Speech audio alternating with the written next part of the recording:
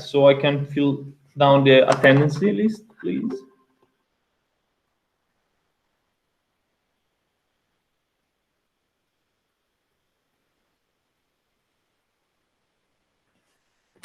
Okay.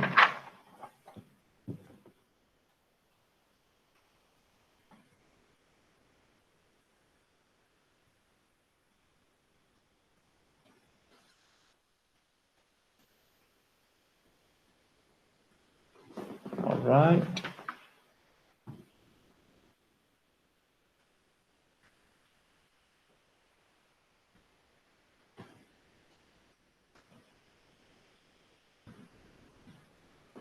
Okay, great. Perfect. So I will now start from sharing with you my screen. Okay, so we will make a presentation. So in order for you to take some notes, and as you may probably need them. Okay.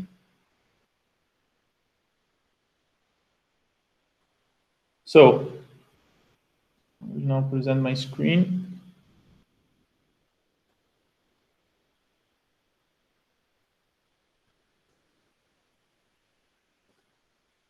Can you guys all see the presentation? Yeah, I can see that. Great. Okay, so today we will talk about human performance, okay? Human performance and limitation, okay? So we'll study about the human factor, how the human factor affects, and in what does it consist in aviation, okay? So the importance of human factor in aviation, okay? So guys, think about one data, okay, that I will just now give you, which is that 70% of the accident in aviation are because of the human error, okay? So aviation has been developing, as you all know, since 1945, Second World War, until then, nowadays, 2021, okay? But something remained always constant in aviation, which is the human error, okay? Human error never changed and will always be there. So that 70% of the accident in the aviation is due to the human mistake, okay?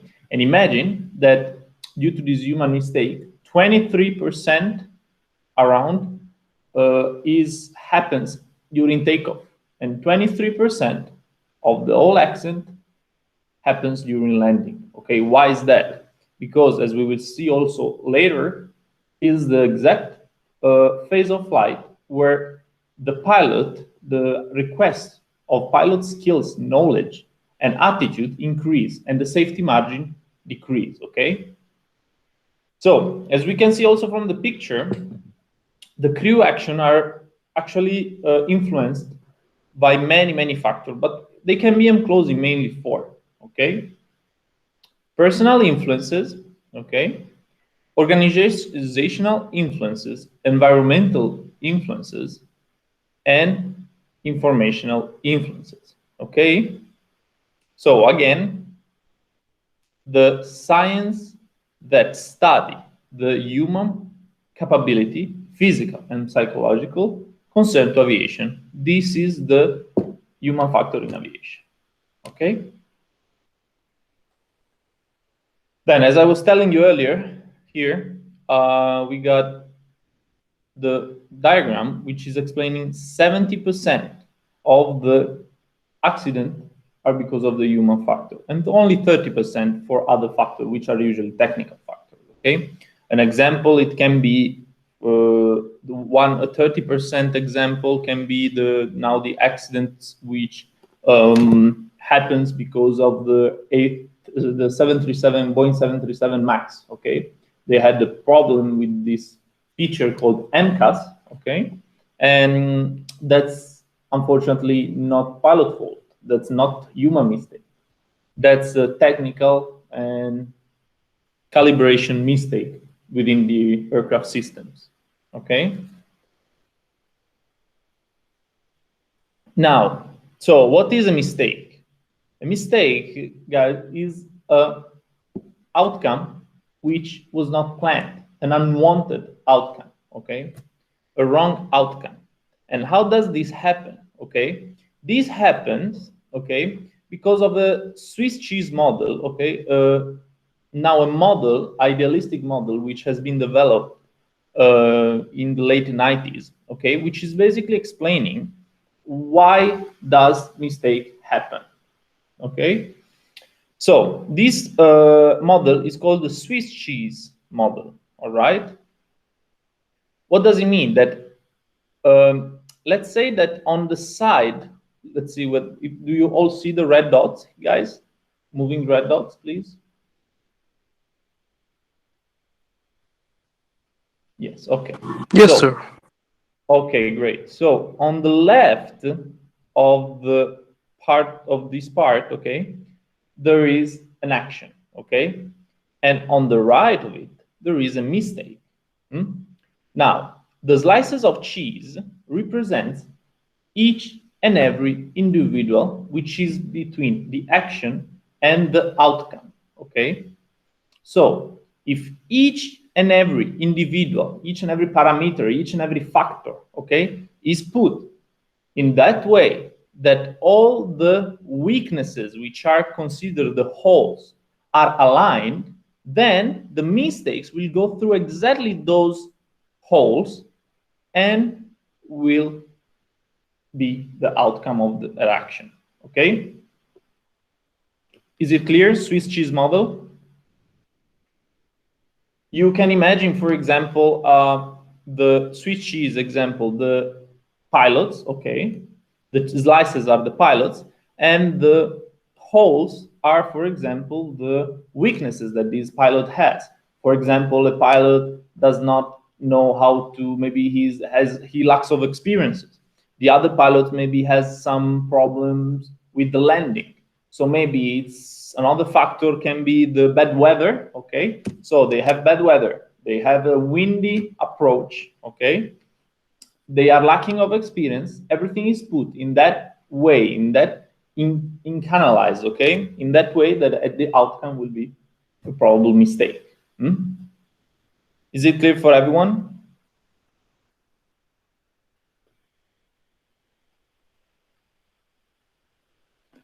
Great. So I want you to now open a link I'm gonna send you guys. Just give me 1 second because I got some question for you, but I need to know if the link is working or not.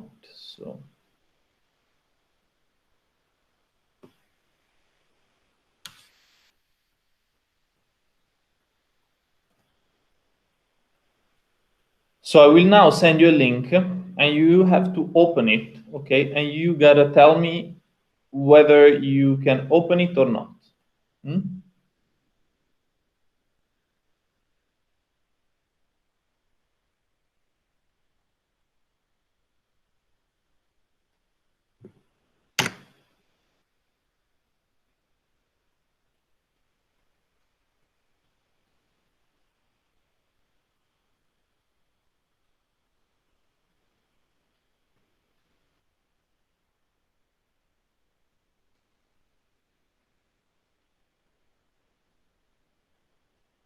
Okay, so this is the link. Can you please open it, guys, and tell me if you can open it and see it?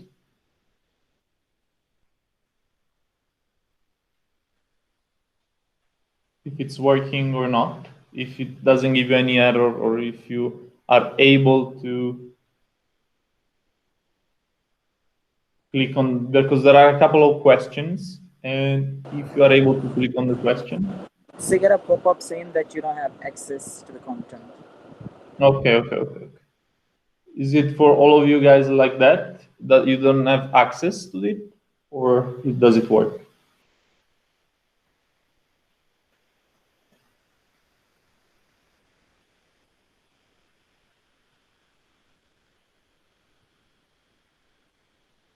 Hello? Does it Hi, sir. I work or can not? able. Hi sir, I can able to open, but there is I1, I2, I3 like that there. I can able to Okay. select each one of that. Okay. It's okay. I just wanted to double check. It's fine. Is a new system we are, just for you to know, is a new system we are just experimenting for an interactive teaching. Okay, so for make it for you more prone to learn. Okay, and that was all about it. But it's quite new, and we are just experimenting it. So I will get back to the presentation.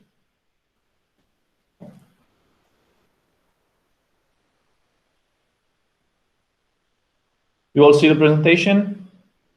So we were at the Swiss cheese model. Is all clear?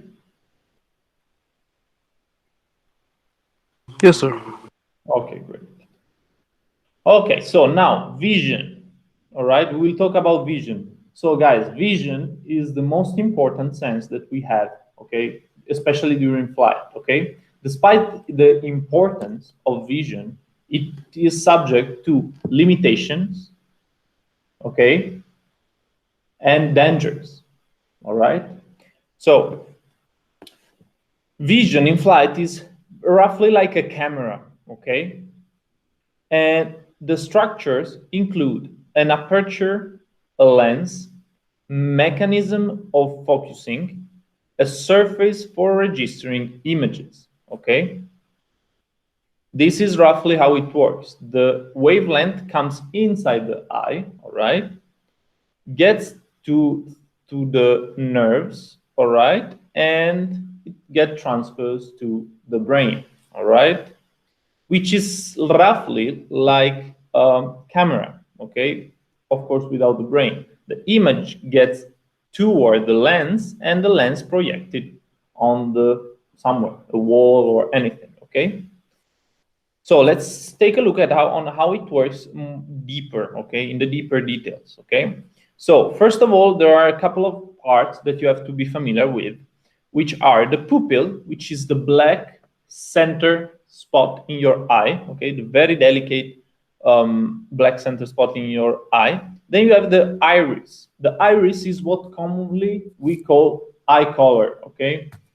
I have brown eye color, there are blue, green, black eye color. This is the iris, okay? Then we have the sclera, okay? The sclera is the white part all around the iris, okay? And then we have the eye light, which are this upper part, okay? So-called upper part, where the more or less the eyelashes, you know, the eyelashes, these part are present. Then what else? How does it actually work, the eye, and how does it actually translate the images into impulses that our brain can interpret? So imagine, guys, a wavelength. The red dot is the wavelength, okay, is a light, all right, which is traveling from a out source toward our eye, okay? So now the red dot will hit the cornea, okay, the outer part, the most outer part of the eye, okay, is a very delicate part, guys, because people, if they suffer of a lot of sicknesses to cornea, especially old people, at some point they are not able to see anymore because their cornea is basically consumed, all right? So what happens? Cornea, then it goes toward the lens, okay, which is the behind the iris, okay, behind the pupil and the iris, okay. At this point, this light will travel through the vitreous humor, okay, will travel all the way to the retina. Now, the retina is so important because it's where the lights, okay, the wave light, get converted in impulses, which we will send to the brain, okay?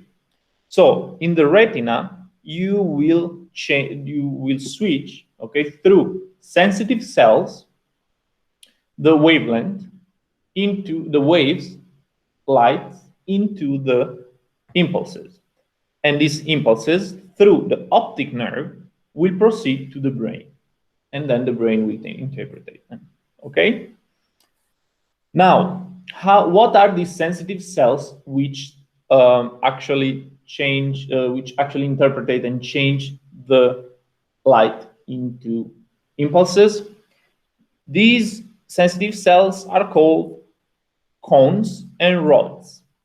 Okay, so there are two type of light sensitive cells: cones and rods. Okay, so the cones are the one which are in charge to work during bright light, okay, and colors.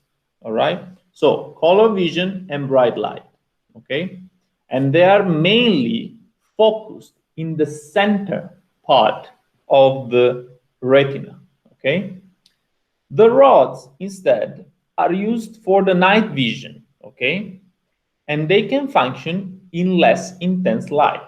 All right, what does it mean? That right now I'm looking at you guys, at the presentation, okay, at the paper I have here, and I am using what? Cones or rods? Question for you guys. Cones. Cones, exactly. Okay, cones. But I am at night now. I cannot sleep, let's say. I switch down all the light, okay, and I'm looking up, and I see, I don't know, the light, my lamp, okay. Am I using rods or cones? There'll be roads then. Rods, exactly, okay. So the rods are very sensitive, are way more sensitive than the cones. That's why we will take a look at now the phenomena that may happen. All right. So first of all, night vision. Rods are 10,000 more times sensitive, as I told you guys, to light than cones. All right. And that's why you can actually think about something. In the morning, all right, you just woke up, all right, and we switch on the light. We open the eye and we are blinded, totally blinded. We cannot keep our eyes open, okay? Why? Because the cones need to adapt to the new light, all right? And it will take about 30 seconds.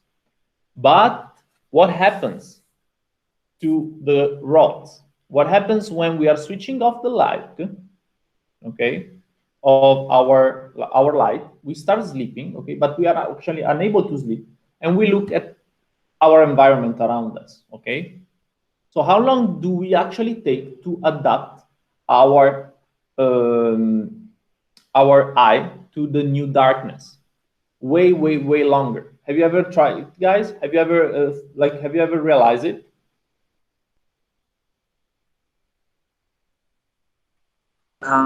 No, but I think I read the pirates call one of their eyes with a Mm-hmm. black patch, primarily for the reason that it can help with their night vision. Well, if you think about the fact, try tomorrow or tonight or whenever, okay? So whenever you are gonna switch off the light from a high intensity light, okay, you switch it off. How long do you take to actually be able to see things in the darkness? You will take about 30 minutes. But in the morning, okay, in the morning, you will not take that long. You will take about 30 seconds because the cones are less sensitive and they are actually way more prone to adapt to light. Okay, but rods are not. Okay, now and try also this. As I told you earlier, guys, whenever we are looking at an object in the light, okay, we are using cones. But whenever we are in the night, we are looking at an object at the night, we are using rods. Okay. Now, rods are focused on the part, on the outer part, on the sides, rather than the center. Okay. So, what do we have to do whenever we are looking at an object during the night? You have to try this, guys. Please try it. Whenever you are looking at an object during the night, you have to look aside of it in order to be focused on that object. Okay. In order to be able to see that object, I need to focus about 10 degrees, 10, 15 degrees aside from the center, which is where the object stays. Okay, so this is just a little tips on how to also realize the scientific stuff that we are studying today. Try it, please. Yeah, it's really cool. I actually realized it, and when I started studying these things, I said, "Wow, it's really like that." Like I was realizing it when I was a kid. I remember that in the darkness I couldn't see anything, or sometimes after 30 minutes I was able to see, and I was wondering why does this happen, and then everything has a reason. However, as we can see in the center part, in the lower part, we have cones in the center, rods on the sides. Okay, although there are some parts of our eyes, okay, which do not have rods and cones. So it's really difficult to say which part exactly of our eyes does not have cones and rods. But it is possible to make an experiment for understanding this phenomena, which is called central blind spot. Okay? So what you have to do, if you want to do it, guys, you can do it, is take a paper, okay, white paper, and then write one R of Romeo and one L of Lima, okay, right and left, but not R on the right and L on the left. You have to write R on the left and L on the right, okay, so opposite, aside. You have to put it in a paper and roughly 5 centimeters far from each other, okay?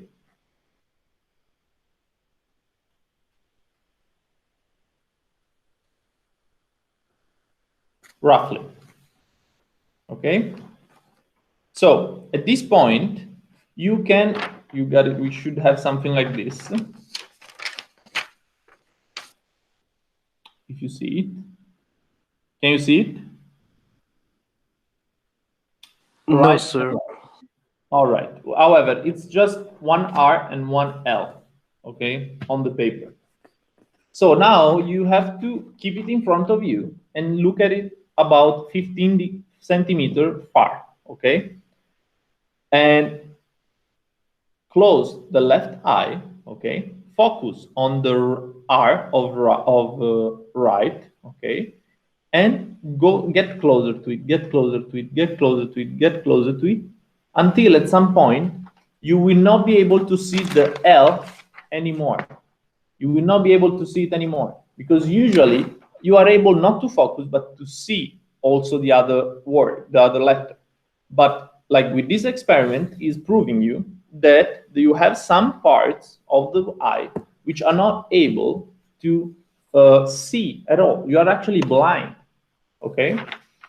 Very, very small, okay? Very, very small parts, but there is. And this is due to the lack of rods and cones. You can try it once you will be home. There are also many other experiments on internet. Very interesting. Yes, sir. It's like a camera lens, I think so. Exactly, exactly. So all clear? Yes, sir. Great, Yes, great. So color vision, okay? So we were saying that the cone cells are responsible for color vision. This is why you are able to distinguish colors. For example, in this picture, okay, the up left picture, you are able to distinguish color as you are able to read the exact number here, okay, in this part, in this weird shape, okay, as you are able to actually distinguish color in the nature. But what happens that some people are colorblind. Okay, and what is colorblind? Colorblind, being colorblind, guys, is a genetic sicknesses. Okay, it is in your DNA, it is in your genes. Okay, and basically the cones, okay, the light sensitive cells are not able to interpret correctly the lights or the waves that your eye receives from the environment around. Okay, it's a sickness to the cones. Okay, they're not able to actually interpret them correctly. So you all see what is the number here? It's 80. Sorry, it's 97. 87. It's not 97, okay? It is 97. So you're not colorblind. 87, however, you're not that bad, because if you would be colorblind, you would not be able to see anything. Zero, okay? So that's a good news for you. So, Wow. so next topic is breathing, guys. So breathing is simply the blood, okay, which is pumped through the heart to our brain, okay. Our lungs get the air, okay, in our pulmonary system and get carbon dioxide out, okay. So carbon monoxide out, excuse me. So hypoxia, what is hypoxia? Have you ever heard about hypoxia, guys?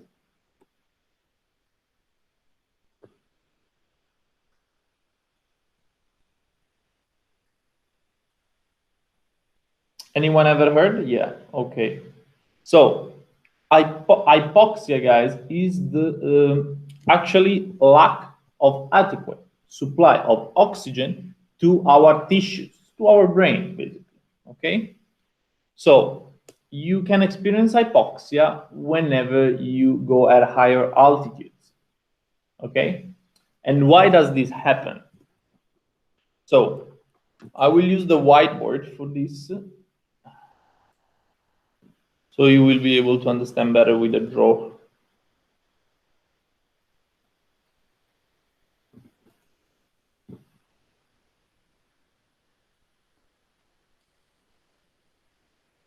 Okay,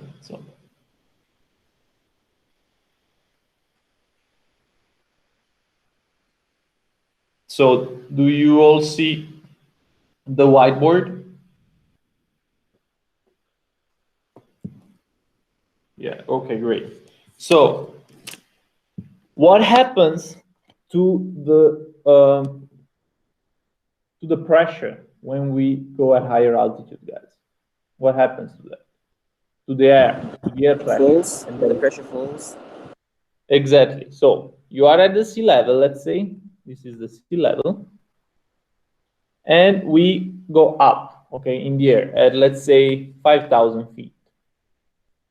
So the air at 5,000 feet is less dense and there is less pressure than at sea level. Why does this happen? Because the quantity of molecules of air, okay, all the molecules, the small molecules, are way less at 5,000 feet than at 4,000 at sea level, okay? Why does this happen? Because imagine, guys, if you have a column of air on your head, okay, the air at the sea level will be higher, okay? The amount of air pressure, so force exerted on the area of at the sea level will be higher, okay? But the pressure at higher level will be lower because we will have less molecule of air pushing on our head. Is this clear? Let's say this is an aircraft and we are first year, we will have higher pressure, and here you have lower pressure. You got it?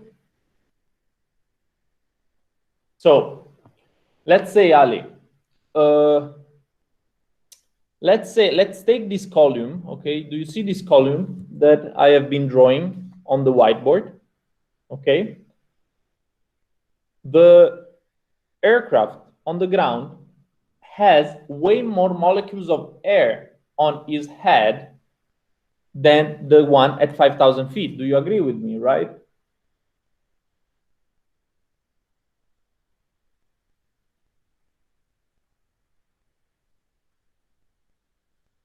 Hello, Ali? Okay, so if you have way more weight, okay, way more molecules of air pushing on you, okay, so yeah, the pressure will be higher at low level than at higher level, okay? Now imagine that at low level, okay, we have high pressure. So what happens to the density? If at low level we have high pressure, what is the relationship between pressure and density? The density is also higher. Exactly. Okay. Imagine a basketball, either a basketball. Yeah, exactly, Alex. Density increase. So imagine a basketball, hmm? Or a football ball, whatever you want. Okay. Whenever you pump air inside of it, the air is all compressed inside of it. Okay. So imagine how tough must be. Like how hard it is because the amount of air it's highly pressurized. So what does it mean? That all the molecules are all stick together, okay? Because they don't find any spot where to go. They are all enclosed, stick very close together, okay? So this sticking of the molecules is an indication of high density, all right? So high pressure means high density. High pressure means lower pressure means high density, low density, sorry. All clear? Yes, all clear. Good, perfect. Okay, now this is important, guys, that you understand it in order to understand why hypoxia happens. Because imagine that you are traveling at higher altitude, okay?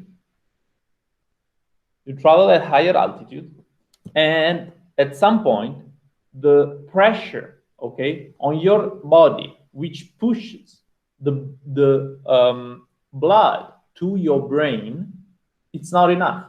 Simply not enough at some point, okay? So you lose consciousness, all right? Usually, people make the mistake to think and to say that at higher altitude there is less oxygen. This is not like that. The amount of oxygen is the same, but the pressure at which it enters in our body is different. Okay? Please, guys, don't confuse in this. It's very important. That's why nowadays the commercial aircraft are not. It's not that they just put oxygen inside the aircraft. It doesn't work like that. They take high pressurized air, usually from the engines, and they cool it, of course, and they put it in the cabin in order to provide passengers highly pressurized air, which allows you to breathe and to pump your heart, to pump the blood to your brain. Okay? Is it clear for everyone? This is really important topic, guys, because some people still come and tell me, but in the air there is less oxygen. It doesn't work like that. Simply the pressure is less.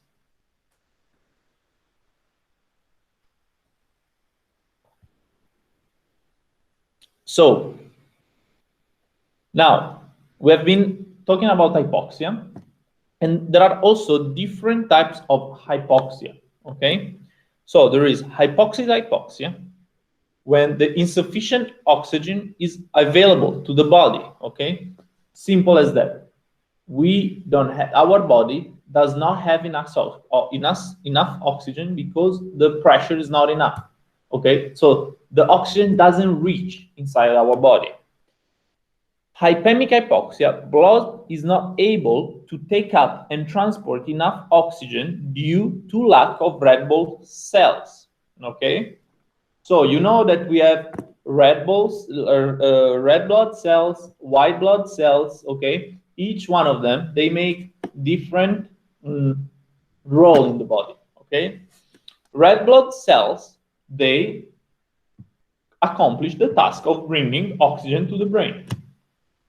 Okay, so the red blood cells, okay, there is a sickness which is called anemia, which is the lack of red blood cells in our body. So means that we are not able to bring oxygen to our brain. Okay?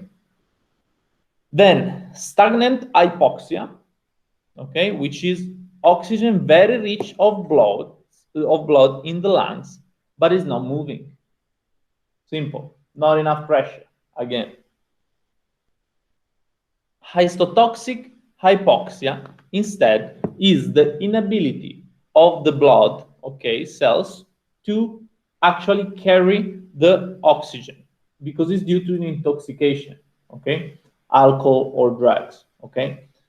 That's why smokers, for example, they suffer of hypoxia way more than people who don't smoke. Because they, in their lungs, they are intoxicated from the smoke, and the red blood cells, okay, are actually less prone to bring oxygen. So we can watch a small video if you want, guys. I can share it with you. It's really interesting.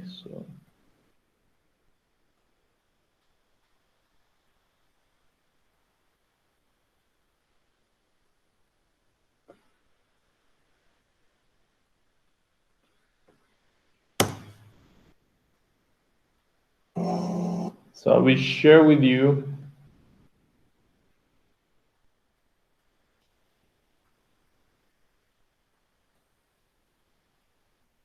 Do you all see the video, the screen? Yep. Yes, sir. Great. And to find out why, I'm going to put myself through the same experience. These are the laboratories of Can you Connecticut, hear? New Hampshire, operated by Dr. Henry Lupo and his team. Yeah. The room I'm sitting in is a decompression chamber. So Any second now, all the air is going. decompression chamber. Okay, so as he will explain now, the decompression chamber is basically a chamber where all the air disappears. There is no air anymore. Okay. So no more, not more oxygen, no more pressure in the air. Going to be sucked out of it, leaving me at an equivalent altitude of 25,000 feet. All military pilots have to do this training, so they become familiar with the effects of sudden hypoxia. Okay, just confirm you're happy to proceed. Yeah, very happy. Stand by for rapid decompression. In 5, 4, 3, 2, 1, now. As the pressure drops, the chamber suddenly fogs up as the moisture condenses out of the air. It's a lot colder in here now. Some condensation in the cabin. So it got even colder. Why? Because high pressure is associated with high temperature. So take out the pressure, pressure decrease, temperature decrease. Okay? 25,000 feet. While I've still got my breathing mask on, I can function fine at this altitude. So still on oxygen at this point, and the oxygen saturation breakdown is showing me 99% saturated. Okay, you're feeling all well. Feeling good. But when the time comes to take my mask off, I'll be suddenly exposed to air. For now, he has with only a third of oxygen. the amount of oxygen in it. For now, he has oxygen. Now he will take it out. Okay? And let's see what he's going to experience. What I would like you to do is drop your mask and then switch the regulator off. This is rapid decompression. Unlike in the mountains, there's no time to acclimatize to the lack of oxygen, and the effects are very different. Whilst initially I can easily perform normal functions like writing my name and address, my blood oxygen levels are falling dramatically. Quite alarming, that drop in oxygen saturation went straight down. We're still going down. So How are you feeling? Because you're already he's starting to lack down of oxygen. Okay, his oxygen saturation is the amount of oxygen that you have in your body. Okay, going down totally because there is no pressure in order to stay in the body. Okay. pale in the face now. Yeah, I'm feeling tingling in my hands at the moment. A little bit lightheaded. and within a couple of minutes, I'm struggling to perform even simple tasks. So you've got 4 blocks here. What I'd like you to do is try and make these blocks match the silhouette that you see on the card there. Right. But although I was struggling to perform these tasks, I really didn't care. The overriding sensation I was feeling was one of euphoria and well-being. But after 3 minutes, I can't even write properly. I'm now in great danger, not even registering anything that's said to me.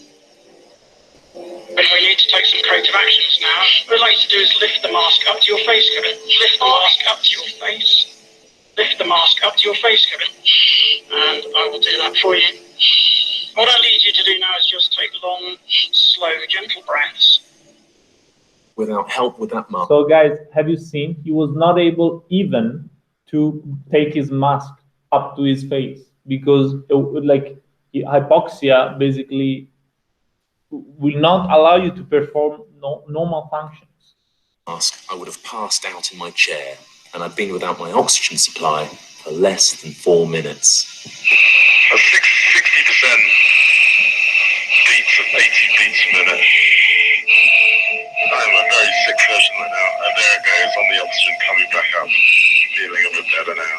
Colours coming back into your face now. That feels a lot better, yeah. There you go. Back up there. 99%. Back to something that feels like normality. Wow, that was quite an impressive desaturation. 60% SATs. I mean, you see that in the hospital, and it's time to call the crash team, I think. So how was that? Did you enjoy the experience? You do feel quite euphoric during it. Yeah, that's one of the biggest dangers of hypoxia, in that it is actually quite an enjoyable, sort of a lot of people quite enjoy the euphoria of it. Certainly watching. Imagine, guys, this we will see later also all the symptoms, but it's a phenomenon which makes you actually happy, okay? And imagine that it's killing you. So you are just euphoric and happy, but actually you are lacking of oxygen in your body. Your face, I mean, you seem to be sort of quite happy, quite jovial for most of the time, but then towards the end, you could see that you were slumping forward in the chair. I was a bit concerned you were going to collapse. I don't think I would have ever guessed that you got that hypoxia that quickly. It's very, very easy to get to a state whereby even if you recognise it, you just don't care. You lose your self-criticism, you lose your judgment, and you don't do anything about it, and then it'll kill you. The first bit of writing seemed like a bit of trivial nonsense. The second bit of writing, I didn't care what it looked like. I didn't realise it looked quite that bad. I mean, there's me, normal bad doctor's handwriting. There's me, hypoxic doctor's handwriting. I'm barely intelligible. Didn't even get to the second and third line of the address. So, what's your opinion, guys? Is it quite interesting, shocking? Quite shocking, yes. I did Shocking. expect that, but I didn't think it would be so drastic. I didn't think it would happen just so quickly. It does. And now we will see, apart from the symptoms, we will also see that at different altitudes, you have different amount of time at which you are able to still survive, okay? Let's say to reach the oxygen mask, as he was not able to, but there is a minimum time at which you can make it. So these are the symptoms, all right? So which one have we been seeing in the video? We've been seeing for sure impairment, visual impairment. No, visual impairment, not really, but euphoria. We have been seeing impaired judgment, decreased time of reaction. Then what else? The last one, the tingling in fingers and toes. He did say that. Yeah, he saw it also. He said it also. Very good. Drowsiness, headache, severe weakness. Okay, and also is a bit. It's for prolonged time, but it also can happen cyanosis. Cyanosis. What is cyanosis? Is basically when your fingers get blue because they cannot reach blood. All right, they don't get any blood from your body, so they become blue. Okay, blue purple, this bad color. So that's about it. Any question on hypoxia?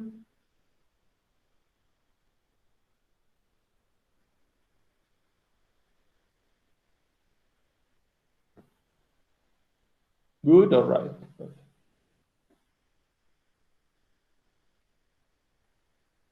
So we have been, have you seen from the actual video that he was not able to reach his mask, okay? But he said for less than 4 minutes, he was actually not able after 4 minutes, okay? But there is actually an amount of time at which, depending on your altitude, at which you are actually able to catch your mask and still breathe oxygen, okay? So of course, the higher we go, the less time of useful consciousness, that's how it goes, the less time of useful consciousness will be, all right? So as you can see, at 20,000 feet, it's 30 minutes or more, okay? But at 25,000 feet, as exactly as he stated, it's between 3 to 5 minutes, okay? Of course, the higher we go is becomes seconds, and the maximum at 45,000 feet is 9 to 15 seconds. Means that, guys, at 40,000 feet, you only have between 9 and 15 seconds to catch your mask, put it, and breathe, okay? That's why I don't know if you ever heard it. Have you? I'm sure you guys all took a plane, right? Have you ever took an aircraft? I'm sure about that. Have you guys? Have you ever been on the aircraft? Have you ever? Tell me, Ali. Tell me. I think yeah, I have been. Okay. So, if you ever seen the either videos of the explanation of what to do in emergency, or the flight attendants which are showing you, what is the first thing that they tell you? They tell you the first thing is, before helping others, help yourself. And this is the reason. Because before, for example, before helping your friend, your girlfriend, your sister, your brother, your mom, your father, you have to help yourself, because you will not be able actually to put the mask if the time of useful consciousness is over, okay? So I don't know if you ever noticed it, but that's why they say it, okay? Everything is clear? Yeah, going good so far. Perfect. So, hyperventilation. So, hyperventilation instead is the opposite of hypoxia. Hyperventilation is the excessive rate and depth of breathing leading to abnormal loss of carbon dioxide from blood. Okay?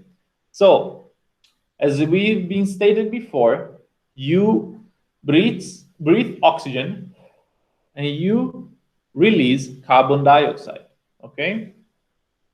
Now, what happens? That carbon dioxide in your body is not enough. In hypoxia, oxygen is not enough. But in this case, carbon dioxide is not enough. Okay? So, Excuse me, I got a question. yeah. I thought carbon dioxide is not required in the body. I thought we're supposed to get rid of it. So how does getting it away from your body at an excessive rate cause any problems in the first place? Can you please repeat your question? No, I just said that I thought carbon dioxide is supposed to be out of the body. So I didn't think that it could have any problem by having it out of the body at a higher rate. I mean, how does that really happen? You lose carbon dioxide from the body at a higher rate, and how does that cause any problem? Really? Because carbon dioxide actually carry out very important tasks. For example, it is in your blood, the carbon dioxide. Your blood has a correct balance of oxygen and carbon dioxide. Okay? So also carbon dioxide is present in your body, in all of our body. Okay? The problem is that we cannot only have oxygen in our body, we have to have a correct balance of both of them.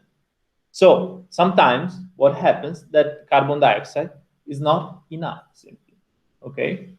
Because whenever we breathe fast, okay, we take a lot of oxygen in our body, and our amount of carbon dioxide decreases, okay? So what are the symptoms? The symptoms are visual impairment, unconsciousness, lightheaded or dizzy sensation, tingling sensation, hot, cold sensation, and muscle spasm. This hyperventilation can be taken from stress, guys, a lot. I don't know, but I know just people who actually experience that. From stress, they get hyperventilation, okay? They start breathing so fast. So I don't know if you ever try to breathe very fast randomly. If you will try to breathe very fast, you will have for sure visual impairment and dizzy sensation, okay? So how do you actually fix this phenomenon? By breathing in a paper bag. Why? Because whenever we release carbon dioxide, we will be able to breathe back carbon dioxide, which is not enough in our body, okay? So that's how you do breathing in a paper bag until you don't feel better. Clear? Hyperventilation is clear? Yes, sir. All clear.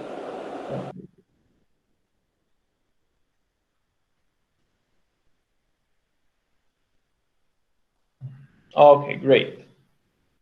So, spatial disorientation, okay? So, body receives the information on our movements and on the environment around from three main systems, which are the vestibular system, somatosensory system, and visual system. So the vestibular system is the organs found in your inner ear, okay? So basically, guys, how do you know if you are in equilibrium or not? By some small bones, some ossicles, okay, located inside your ear, which tells you, okay, make you feel in equilibrium or not, okay? So if you turn your head, you will know that you are turning your head. Why? Because of these ossicles inside of semicircular canals are actually called inside your ear, okay? These are the main ones, okay? So you have semicircular canals, anterior, lateral, and posterior, okay? The fore one, the lateral one, and the back one. So this is one of the sources, okay? But we also have other sources to know our movement and our equilibrium positions. For example, somatosensory systems, which is the nerve, okay? For example, nerves, muscles, joints in our skin, okay? This is an example, another example, okay? Also in our skin, okay, all over, we have nerves, muscle, and joints, which tells us if we are in equilibrium, whether we are in equilibrium or not. And then last but not least, visual system, okay? Of course, visually. Whenever we move our head, whenever we are sleeping, whenever we lie down, we sit, we know that we are making some movement, we are not, or we are in equilibrium, and we are aware of the situation, okay, through visual system, okay, which we have been seeing before. Now, all of these information, okay, go to one and one only gate, which is the brain, okay? Now, usually, all these three conditions, all these three datas are given to the brain, and all of them matches. But what if one of these three doesn't match? If one of these three, okay, system data don't match, you will experience something called illusion, okay? It can go from a very, very weak illusion to a very severe illusion, okay?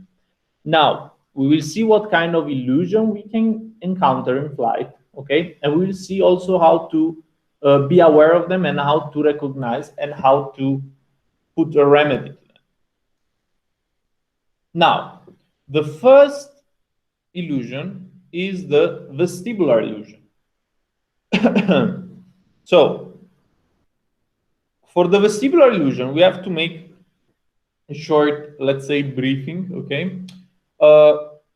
So whenever we are moving, okay, our semicircular canals only understand that we are turning or moving, okay, at the rate of change of 2 degrees per second, guys. 2 degrees per second, at least. If you are moving slower, he will not feel that he's turning, okay? We are not turning. So what happens? That, for example, you are slowly turning, okay? Your vestibular system doesn't feel it, but your visual system does, okay? So what do? Is you are actually feeling, once you finish your turn, you get back level very slowly as you put in turn, and you are still in turn for your vestibular system, because you turned, you are still in equilibrium, and then very slowly you get back to level position. So for your vestibular system, you are still turning. So what happens? That you have an illusion. You have the illusion that you are turning, but actually you are not turning. So what is the usual outcome? That as you feel that you are turning, you feel that will be turning in the opposite direction. So you will turn in the opposite direction, but you are actually in a level flight. Okay? So in your mind, you are turning to be back straight and level. But in the actual situation, you are turning in the opposite direction. Okay? So you are banking more steeply and banking the opposite side. Did you understand what I mean? Do you understand the links, guys?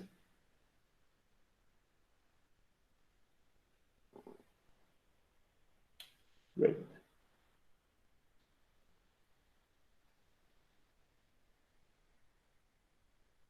So this is the links.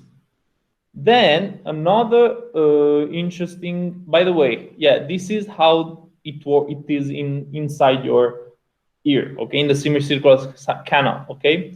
You have this small hair, okay, all here, located here, okay, that whenever you are turning, this hair move in the direction of the turn, okay. When they feel in equilibrium, instead, they will be straight, okay. So in no turning, for example, you have straight hair, okay? Very small hair inside the system, the vestibular system. Then you will have state of turn. In the moment you are turning, this hair will be light, okay? If it's to the left or to the right, it depends, of course, okay? So what happens in the Coriolis illusion, okay? So during a continuous turn, okay, abrupt movement of head can create a severe illusion, okay? Like here, aircraft is doing maneuver, which it actually is not, okay? What does it mean? I give you an example, guys. I'm turning, okay, 30 degrees, bang, to the left or to the right, and I am filling my navolog, for example, okay, my navolog for my navigation. So I'm writing down something, my pen drops. What I do, I throw myself down, I pick up, I look for the pen, I cannot find it, I look, at the end I find it, I take it, I put it back on my kneeboard, I look up, and then I feel the illusion. Because in the moment I was turning, okay, my vestibular system, everything was good. I was turning, maybe rolling around my longitudinal axis, and everything was, I was quite aware of it. But what happens is that in the moment I move my head, I move my body, okay, I feel the illusion that I am actually turning in a complete different axis, under a complete different axis. So what I start doing, moving the yoke usually, because I don't feel oriented anymore, okay? Is it clear for everyone? It's very clear. Okay, great. Then we have graveyard spiral, okay? This is quite a bit more complicated to explain, but it's easy if you experience it, actually. So it's one of the small illusions that I actually experienced. So maybe I hope with my experience I can give you a small, can explain it a bit clear for you. So during long and constant turn, you will have the illusion that you are not turning, okay? Then during the recovery on straight flight, a pilot may go in the opposite direction, okay? During this maneuver, the pilot may think that he started to descend and can pull the yoke and enter a spiral. So what does it mean? That the graveyard spiral means that I start turning, guys, okay? Then at some point I get used to it, all right? So I get used to it, I get back to the original position, but actually my eye feel that I'm still turning, okay? In my vestibular system, I feel that I'm still turning, okay? So if I feel that I'm still turning, what is the automatic outcome? That I will turn in the opposite direction. So I'm actually now banking in the opposite direction. And as you well know, as you did principle of flight or aerodynamic in flight, okay, the ground lesson about the aerodynamic in flight, whenever I turn, what happens to the aircraft? Guys, what happens to the aircraft when I turn? To the forces of the aircraft. Do you remember by any chance?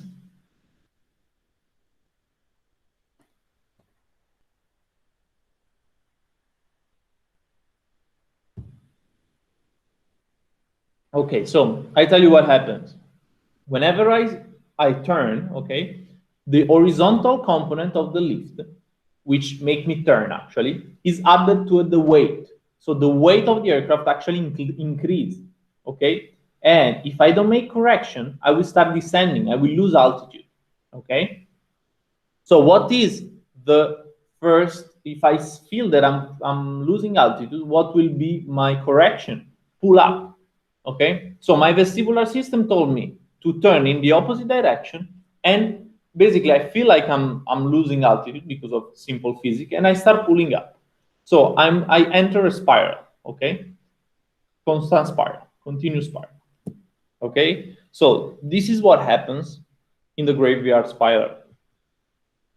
It may be very unpleasant. Is it clear?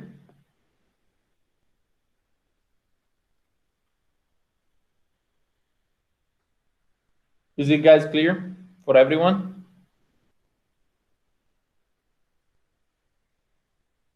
Perfect.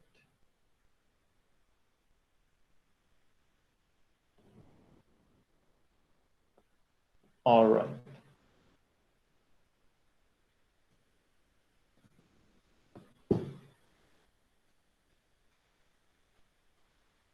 Do you see the presentation, guys? You still see it? You should, yeah.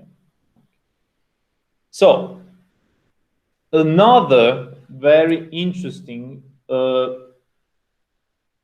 illusion that I'm sure you may encounter, or you didn't encounter. If you didn't encounter it, you will encounter, is because is called somatographic illusion. Okay, so basically in the somatographic illusion, acceleration will give you the feeling that you are climbing, but deceleration will give you impression that you are actually descending.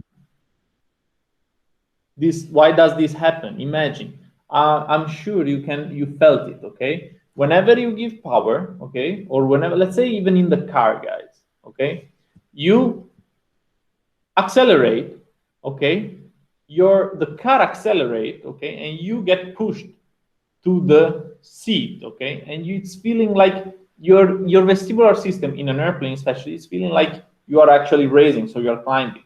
But if you are actually decelerating, if you brake, you are in the car and you brake, okay, you will feel you will be going in front and you will be feeling like kind of descending, okay, in an aircraft, of course, okay? So, clear for everyone?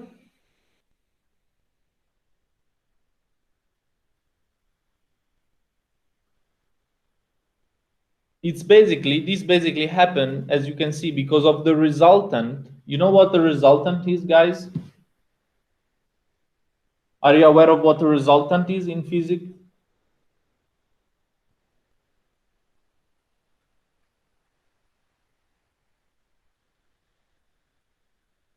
Okay, so this basic phenomena is due to the resultant of the small hair inside your semicircular canals, okay? Because in a way you have inertia, and on the other way you have gravity, for example. The resultant, okay, will be the actual direction in which and intensity in which the hair will move in your semicircular canals, okay? Is it clear?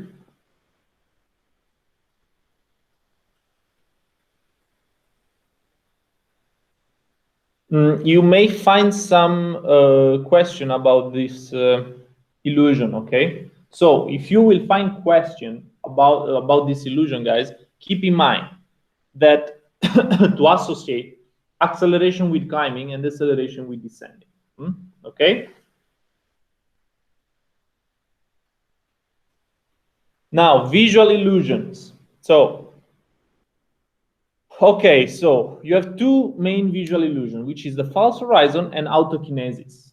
Okay, so the false horizon, basically a sloping cloud or mountains, okay, may give you wrong perception, okay, that's your true horizon. Okay, let's say, imagine this is a mountain, okay. In some countries, for example, Czech Republic, you have a lot of mountains, okay, and let's say that this is your lighted mountains, okay. Maybe at some point you will think that that's your horizon, so you will tend to turn, okay, bang in the direction of the horizon, okay, and you will start flying banking, okay, but that's not actually your horizon. That should be your apparent horizon in the moment you turn, okay. Instead, autokinesis is actually a very, very dangerous phenomena, especially for formation flight, okay, when pilot flies in formation flight. For example, what else? Yeah, the aircraft warrior, okay, the military jets. The example refueling in flight. I'm sure you have been seeing, like for example, the F-16, which refuels in flight, or big aircraft which does in-flight refuel with a long tube coming out of their fuselage, which is refueling actually all the aircraft. However, this problem happens in a way that the pilot may think that a stationary light, for example, a star, or another light on the ground, or a ship, okay, a ship in the sea, may be actually an aircraft. So he may do abrupt maneuvers to avoid collisions. This is because it's very dangerous for military jets, formation flights, or refueling flight, okay, in-flight refuel jets. Imagine that you are actually flying in-flight refueling jet, and at some point you have autokinesis, and you all of a sudden you move, okay, you bank or you do abrupt maneuvers. This is not good, okay. It may be very dangerous, and that's why we need to be quite aware about it, okay. Now, water refraction. Okay, so water refraction is that it's something you can actually see everywhere. Okay, if you take a straw, the most common, you take a glass of water, you take a straw, you put it inside, there will be like a refraction, a wrong interpretation due to the different waves of the straw. Okay, so why does this happen? And how is it related to the actual aviation? So water on the windscreen can create an illusion of being at higher altitude due to horizon appearing lower than it is, okay? So this is a particular illusion, in-flight illusion, okay? So you got rain on your windscreen, okay? And actually the ground, you have a wrong perception of the ground. So you will think you are at higher altitude than you actually are. Okay.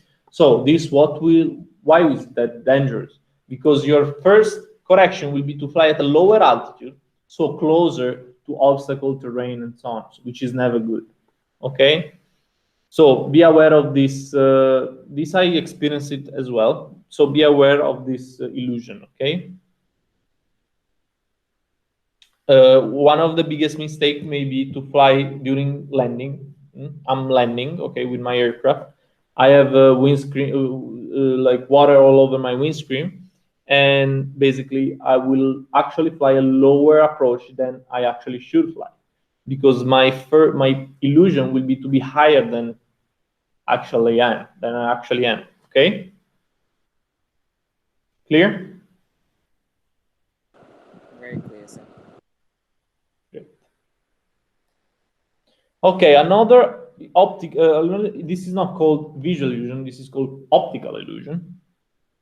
Is the ground lighting? Okay, so lighting in the wrong can be wrong used like a runway. Okay, I know it may sound stupid, but it may happen, especially when you fly in heavily densely populated areas. Okay, like this one. Okay, I don't like, for example, I believe you guys are flying either in Los Angeles or Miami, and I know that it's very, very, very, very, very densely populated.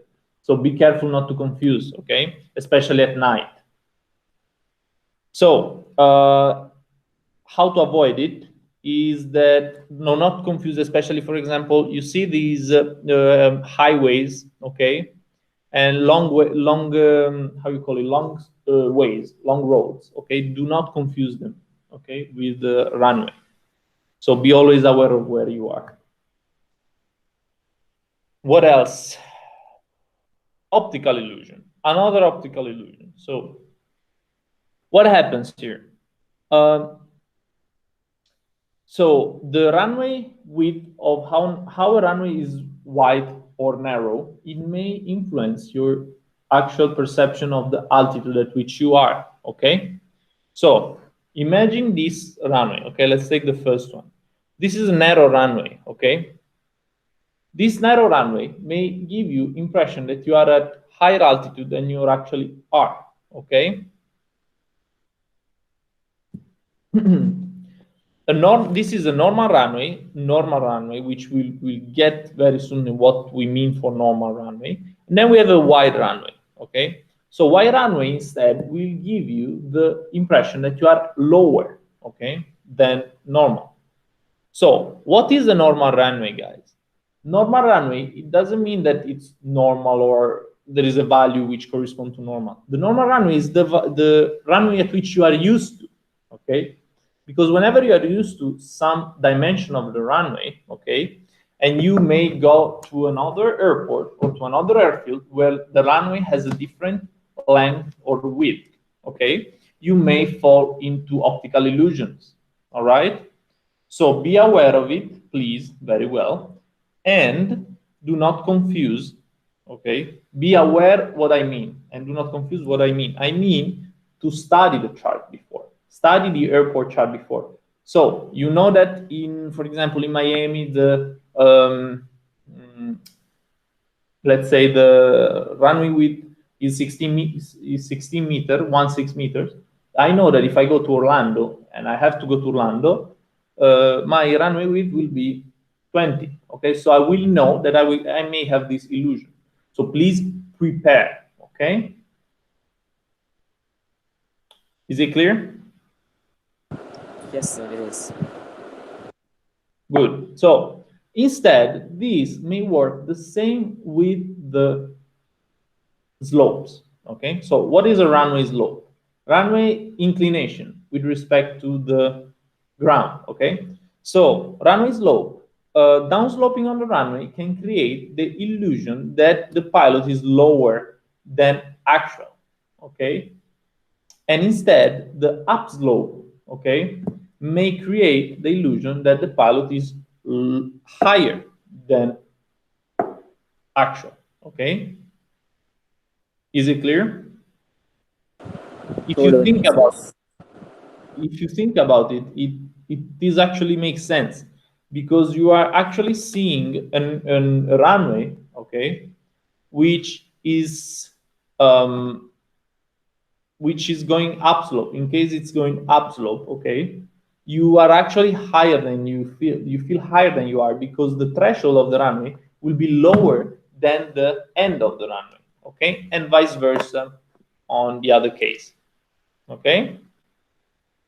So again, prepare whenever you have to travel somewhere, you have to go for your training or for your time building one day somewhere. Be aware of the slope of the runway. Okay.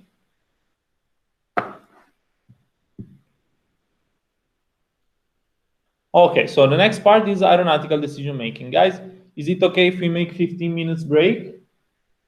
So now it's 5:26. So at 5:41 local time in Prague, we will meet back. Okay. Right now is 26. At 41, we can meet back. All right. Great. Okay, great. So I'll see you in a ride.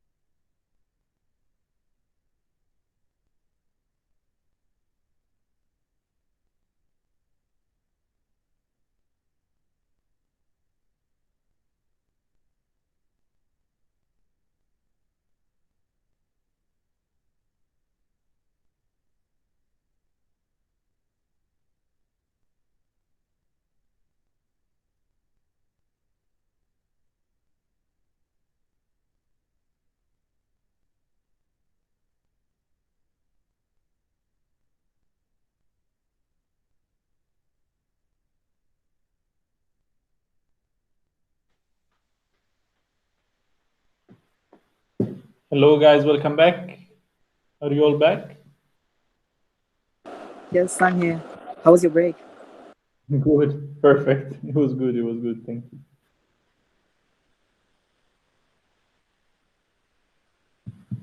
Are you all here? So let's wait for everyone, and then we can start after everyone is here.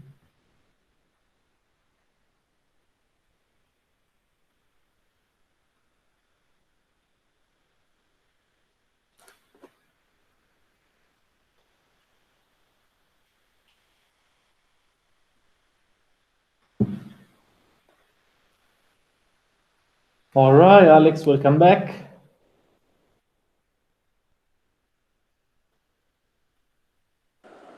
How's the weather there, like in Prague? Right now, bad. Generally, Is it not snowing? bad at all. It's kind of today started between drizzle, snow, that uncertain type of rain. Rain, drizzle, snow, you know. But yeah, it should snow in these days. So let's see. It's quite cold, however. Oh, how much is it? I think today was zero, between 0 and 2 degrees. Also, you don't fly at all during these times in Prague base. So what do you do? What do you guys do? Uh, Just now? right now, either we actually all instructors are working on the learning management system, so writing book and make it interactive for YASA PPL, FAA PPL, YASA PPL, and so on. So that's what we do, and also we do classes. And then when the weather is not that bad actually to fly, we of course don't fly often, but it's not bad to fly sometimes. But sometimes you have like something like 1 week in a row in which you are not able to fly, and you cannot do anything about it. So if we are all back, we can restart. Okay, so you all see the presentation? Can see, yes. Okay, great. So aeronautical decision making. So ADM, this is a definition, okay, is a systematic approach to a mental process which is used by the pilot to determine consistently the best course of action for a given circumstance, okay? So, as we stated earlier, still nowadays we have a lot of human error. 70% of the accident is due to human error, okay? And since more than 25 years, FAA have been studying how to improve the aeronautical decision making and how to reduce the human error in aviation. So that they decided to put in your training, which is PPL, okay, private pilot license, the study of ADM, of aeronautical decision making, okay? So, decision making process, okay? So there is a process which has to be followed in order to take decision, okay? So the first dot we have to follow is to identify personal attitudes hazardous to safe flight. Guys, keep this in mind because later we will go through it, and it's going to be a very important part of our class. Then, learning behavior modification techniques.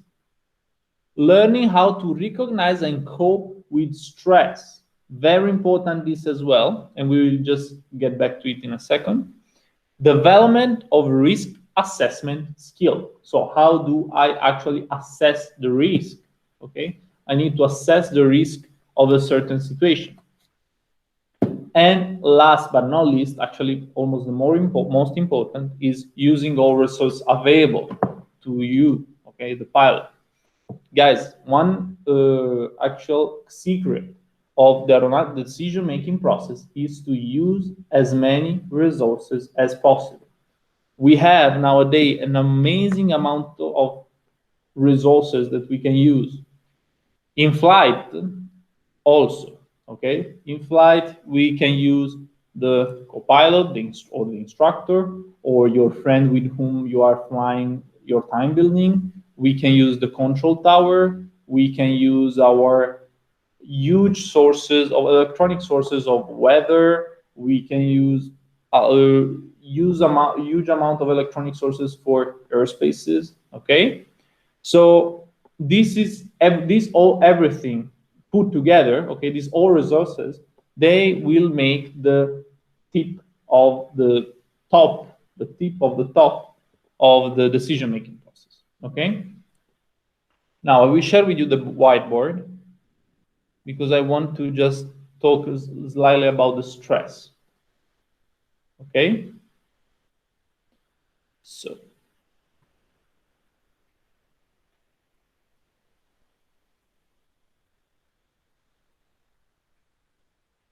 so stress, first of all, how is it defined? Stress is defined as a load put on a certain object or body. Okay, in physics, the stress forms strain, okay, which is a deformation. But in reality, in the aeronautical decision making, okay, in the human factor, the stress is quite different. Okay, so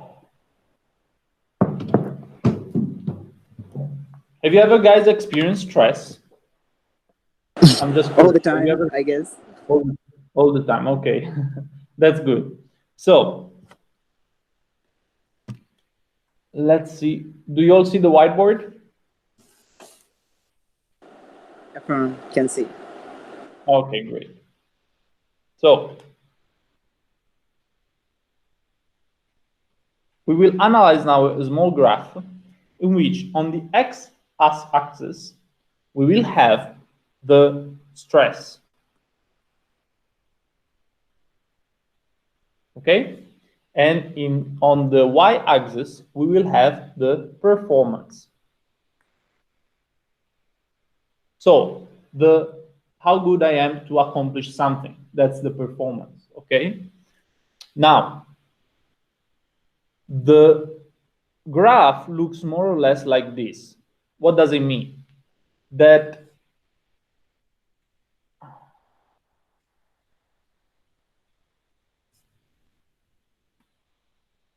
so for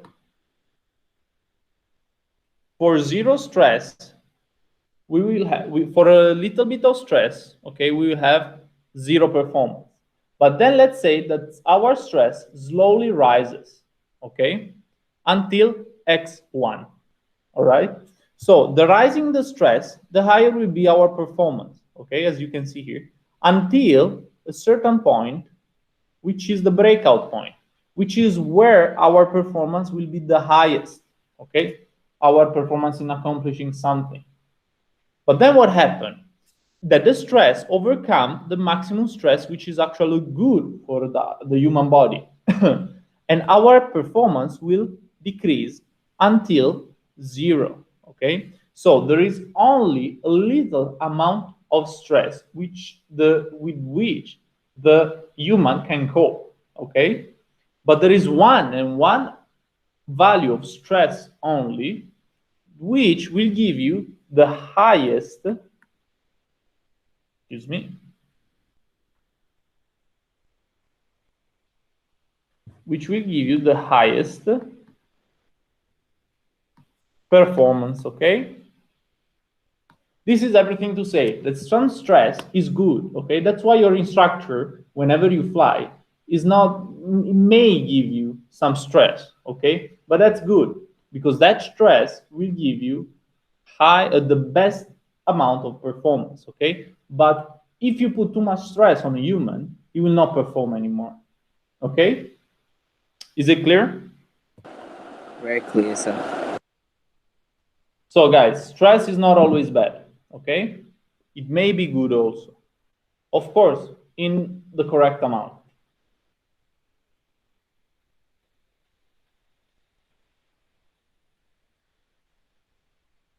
So,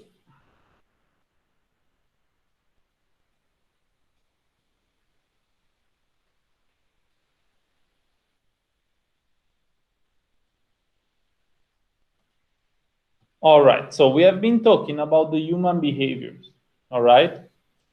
So there are some behaviors which the human does not have to keep, not only in flight but also in life. Okay, I'm sure, guys, you have been dealing with some people, or maybe yourself, you understood yourself that you have been facing some attitudes, okay, which were not actually good for your life or your flight environment, okay, in the aviation point of view. So these hazardous attitude may be identified, okay, with the sorry with an acronym, okay. This acronym is MIRI.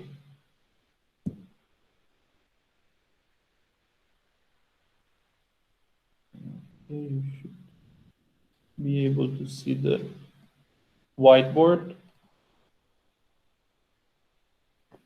So MIRI.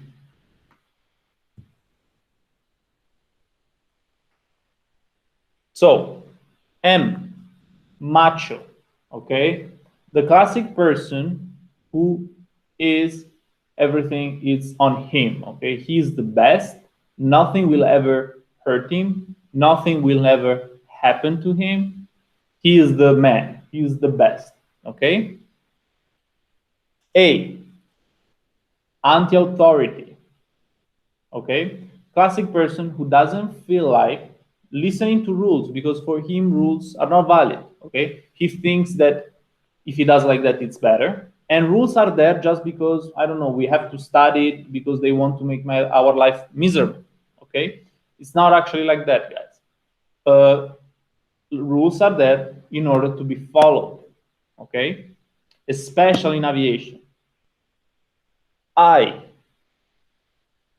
invulnerable, okay, the person who nothing will ever happen to him, okay, nothing will hurt him, a reckless person, okay, I'm sure you have been dealing with some of these people, impossible to deal with, he is just like that, okay, he is not, nothing will ever hurt him, and he does reckless stuff, okay, without thinking about the consequences that he may have, maybe because he thinks that he is actually invulnerable, or maybe because he's not aware of the consequences, or maybe because he thinks that the consequence will never catch him, okay. Are resignated, okay. You know what resignation is the acceptance, the sad acceptance of a situation or a fact, okay. So resignated people, people who are negative, usually people who think, yeah, I cannot make the difference anyhow, nothing will change if I do that, and so on, okay. And that's about it. Then the I is, I always forget the last one. Let me check. I is impulsive. Very weird, I forget it because very often happens to me. It happened during my flight training that I was a bit impulsive, okay? So without thinking, doing things without thinking, guys, is the worst thing you can ever do. Believe me, okay? So think first about the action you take, okay? Don't be impulsive. Don't do the first thing which comes in your head and just throw it there and do it, okay? It is important, especially in this environment, in this our job, okay, which what will be our job, that we don't take the first thing coming in our mind like that, okay? Just think, be calm, think first, and then take action, okay? So this may be a good acronym in order for you guys to remember, okay? Remember the 5 hazardous attitudes.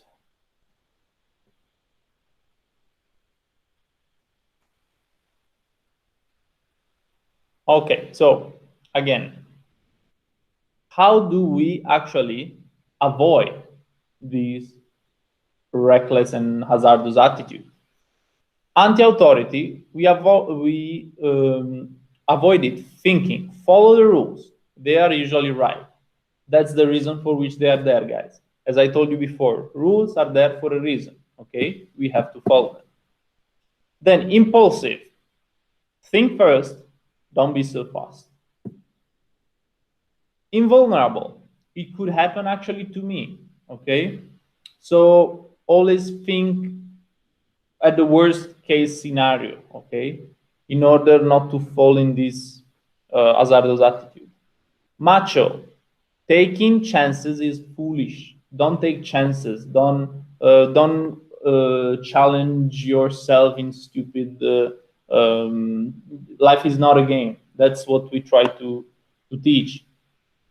It actually, especially in aviation environment, is really important that we actually don't behave like that. Like we know everything and all the rest is stupid and this kind of attitudes. Okay. Then resignation. I'm not helpless. I can make the difference. Okay. So usually a pilot who thinks, what's the use for that? Why should I follow it? No, guys.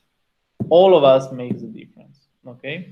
So don't be resignated and especially negative, which nowadays very easy, may be very easy to fall in resignation. Okay. Do not fall in resignation. Okay. Please. So I wanted to actually ask you now, guys. Have you ever felt like you fell in one of these hazardous attitudes personally? I think at some point all of us would have felt all five of them. That's a good point, actually. How about the others, guys? Have you ever felt in one of these attitudes?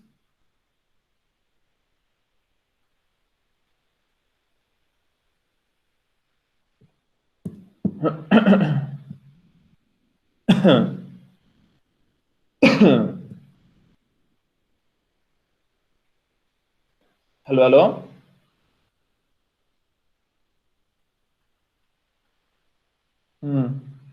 Yeah, it makes sense. You know, we all at some point we may fail in them, in all of them. But personally, in my flight training, sometimes I felt in impulsivity to do quick for some reasons. Okay, this is one I can recall. Okay, but I know a lot of people who fell into anti-authority, like they think not, they didn't want them other people to tell anything. They thought they were right themselves, okay, without following rules, and at the end, unfortunately, they were wrong. Okay, so in the best case, nothing will happen. I mean, everything will be good. Just your attitude will not be proper as a pilot should be. But in the worst case, these kind of attitudes may put you in danger during flight. Okay, so this is why I want you guys to focus and to be aware of these attitudes. Okay. So, what do you think from all these five are the most common ones that we are more likely to be prone to? That's a good question, actually. So I told you what I experienced personally during my flight training. Then what I think it may be very common in student pilot is that's a good question. I've seen machos a lot. They want to prove you something for some reasons. I don't know why. Don't ask me. They want to be right at all time. They want to prove that they are better. They want to show off in front of other people that they are better. This I've seen. What else I've seen? Anti-authority. I've seen anti-authority and macho. I would say I've seen the most. So I know each one of us is made differently, and that's also nice. That's the unique of the world, that each one of us is made different. But let's try to think sometimes that there are hazardous attitudes which could put us potentially in danger. Okay, so let's try to identify them. Okay, and to put a remedy to them. Okay, to solve. But yes, Ali, I would say macho, anti-authority, anti-authority macho a lot, unfortunately. I don't know Cool. We're why. gonna have to watch out for those then. Say again. Say again, please. I just thought that we'll have to be extra careful with those. Yeah. Like there are some people that you will meet that are keeping some, and I would say to keep like get how you call it, learn from each one of them, not to be like that. Okay, so guys, try to learn from others. Okay, not to be in that way because it may be really dangerous. Okay. Okay, so everything is clear about the hazardous attitudes? Very much so. Thank you. Great. Good. So now SRM, single resource management. So the next topic, which is actually within the aeronautical decision making, is the single resource management. This single resource management is the art of deciding on managing all the resources available to the pilot. SRM includes concepts such as, and now we will see them. But I would like to show you something here. Single resource management, guys, is made up to, as it says here, all managing all resources to the pilot, one pilot, okay? Not many pilots, one pilot, because this is focusing on the single pilot operation, okay? Only single pilot operation. So, single pilot operation uses the CRM, crew resource management, but multi-pilot operation, in which the most of the airline fly, okay, all of them basically, follow what's called CRM, Charlie Romeo Mike, crew resource management, okay? So, which is the usage of multiple people around you, okay? Single resource management is really important, especially as I told you, because it's used from single pilot for single pilot operations, because it helps you to develop the idea of getting all the resources around you, but maybe not in your airplane. For example, control tower, okay? Talk to them, ask them, request, okay? Other examples, weather data, okay? Data. We have phone guys nowadays, which can be used from the aircraft in extreme cases or in cases in which you really require, okay? So use that, okay?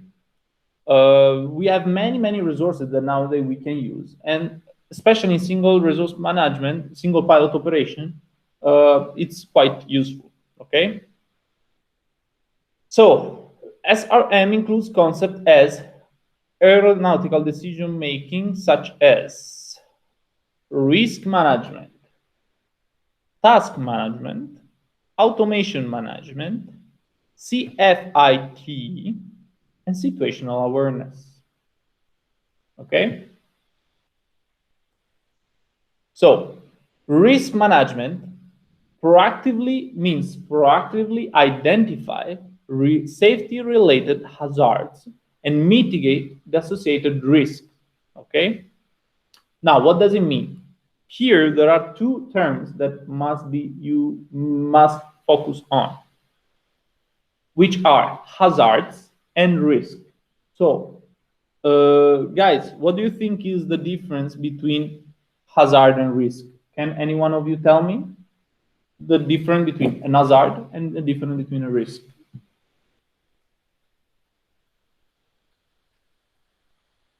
I think hazard is anything just that can cause any potential harm whereas risk is how likely that hazard is to cause harm, how likely it is to be causing you any harm.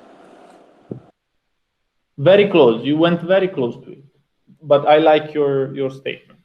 Okay, so I will give an example, so just will be easier for you to understand. Yeah, it's like breathing of harmful gases, like sir. Say again, please. It's like breathing of harmful gases. It's like as hazardous. Yes, that's the hazard. Exactly. But then you have also risk. So as you said, what's the risk? Okay. I will need to Risk is now. like smoking in lavatory. It's like a risk. I like your definition of hazard, but not Hmm? really about the risk. So Alex said an hazard already exists, right? A risk is something that you do that may endanger you. Very good. I like it.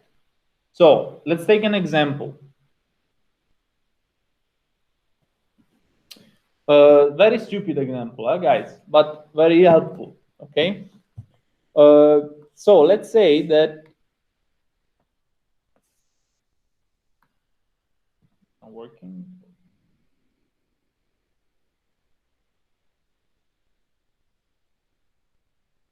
Okay. All right, I will do without whiteboard. However, so let's think about an aircraft which is parked behind another aircraft. Okay.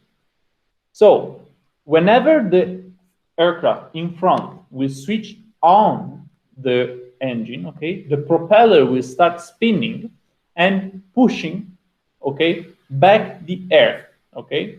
So all the detritus, all the piece of concrete on the ground will hit the aircraft and the aircraft propeller, all right. So the first aircraft will start and will just go. Right, the second aircraft will have some problems, okay, may have some problems. For example, that these small detritus hit the propeller and damage the propeller, okay? So in this case, the hazard, what is the hazard? As Alex said, that I really like, is the something which already exists. So the piece of concrete or the detritus on the ground, those are the hazards, okay? But the risk is actually what may endanger you. So what does endanger you? It endangers you that, for example, the propeller is damaged, so it will not it will not create the required amount of thrust that you need or in the correct way, okay? So this is the risk. The risk is that you may not get the required amount of thrust due to the damaged propeller. But the hazard is the detritus which hit your propeller and damage your aircraft, okay? Is it clear? Yes, so it is. Yes, sir. Great, perfect.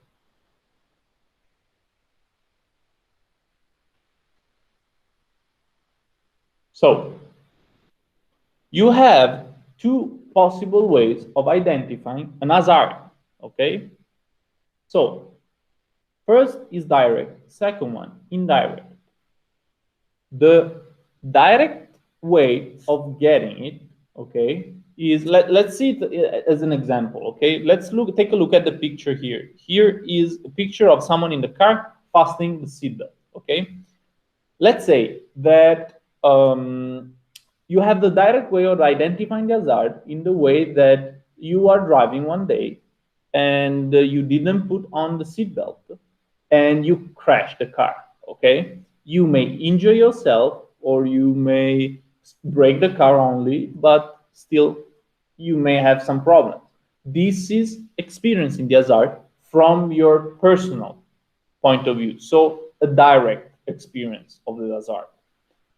But the indirect one is usually when a beloved one, okay, when someone you love or someone is close to you, okay, have a serious accident and he may injure himself or he may crash his car or break his car, okay? This is the indirect way, okay? So usually we have two ways, even in aviation. So something happens, okay? and you see it from someone else, okay? Someone else did that, and someone else has encountered that hazard, someone else encountered that risk, and he ended up with some mistake or something wrong, okay? So you will think, or you will say whenever he tells you the story, or you will hear the story, well, I have to be careful. So you will be aware of the hazard and of the risk. But in the direct way is when, unfortunately, you experience something and then you directly learn from that identification of an hazard. Okay? Is it clear?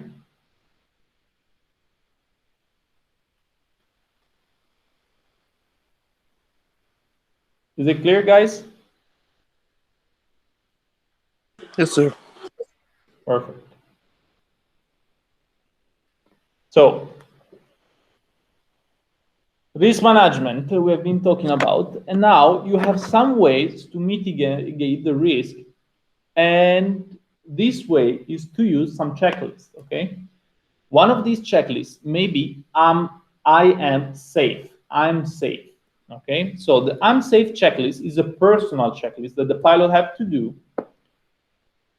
at every time before going for a flight. Okay, and they need to assess themselves that they are suitable, they are fit to fly. Okay, so I stand, the first letter is I. I stand for illness. Okay, do I have any symptoms of any illness? Am I feeling okay? Example, it may be very dangerous for you guys to fly with blocked sinus because it may break your eardrum, okay? So this is something you have to assess before the flight, okay? And if you don't feel good, guys, there is nothing bad on saying, you know, I don't feel good, I'm not gonna fly today, okay? Because in the beginning you are not gonna be the pilot in command, so your responsibility will not be yours because the instructor will be with you, but soon enough you will be the pilot in command and you will have to assess that decision yourself, okay? And everything will happen will be your responsibility. So first, I, illness. Second, M, medication. Have I been taking prescription over-the-counter drugs? So, have I been taking something, for example, antibiotics, which are not legal, or something like, I don't know, painkillers, which impair my judgment, like we have been seeing in hypoxia, something which really make me feel euphoric, or something like make me feel, may really impair my judgment? You have to assess this, okay? What else? Stress. S, stress, okay? Am I under psychological pressure from the job, worry about financial matter, health problem, or family discord? This is very common, guys. As we saw earlier, the stress may be good, but not in very high amount, only in a small amount. There is only one value of stress, which may give you the amount of required performance, okay? So it may be also, this stress may be also given from pressure, okay? You are under pressure because, for example, you want to finish your training early, okay? It happened. To me, it happened. I wanted to finish so fast, and sometimes I encountered very useless stress, you know, that I could really like avoid. What else? Financial matters, okay? Especially in aviation, is something which financially has quite a lot of demand, okay? So are you stressed from that? It may happen, you know, or you have health problem or family discord. Family discord, I would put it in the other, how you call it, in the other checklist that we will see later. But yes, also, are you emotionally stressed from your family? Maybe you broke up with your boyfriend, your girlfriend, you fought with your mom, your sister, your brother, whatever, okay? And you are not emotionally fit. It happens. But one of the most important things is that, guys, you have to learn in this kind of environment that especially the pilot has to keep his personal life once they close the bag, not even the door, the bag. When he closes the bag to go to work or to go for a flight, he has to leave everything aside, okay? Because it's not like in normal jobs, unfortunately, where you, for example, I don't know, you are in an office and you make a mistake, you write down something wrongly, okay? Or you are making some counts and you make a mistake and you can redo it. Unfortunately, there are a very few quite amount of jobs that if you make a mistake, there is no return sometimes, okay? So especially bad mistakes, okay? So please, guys, try at least to keep your emotional part aside. So in order to keep it out of the job, and once you work, be focused only on that, okay? Because unfortunately, this kind of environment, aviation, doesn't allow you to make mistakes, okay? What else? uh, Alcohol. Have I been drinking within 8 hours, 24 hours? Guys, now again, same things that is for illness. You are not the pilot in command.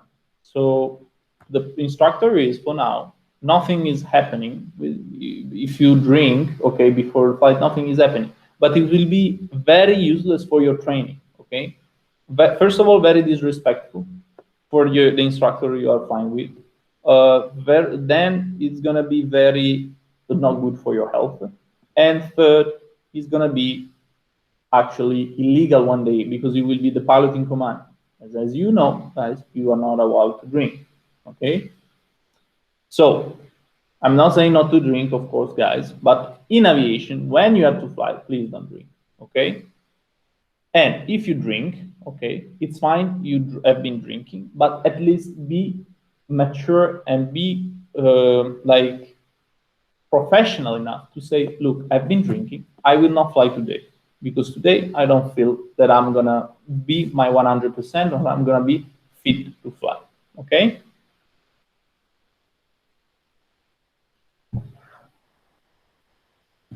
Then F, fatigue. Okay. I experience fatigue, guys. It's like killer. It's something like if you don't have minimum amount of rest between one activity and the other, you may find yourself very difficult to accomplish tasks. Okay, so if I can give you some tips, always try to rest 8 hours per night. Okay, and rest before the flight, rest after the flight if you need it. Okay, go to sleep at a normal timing. Like take care of yourself, your hygiene, your life, your personal life, and everything. Okay, but in the proper way in which you don't become fatigued.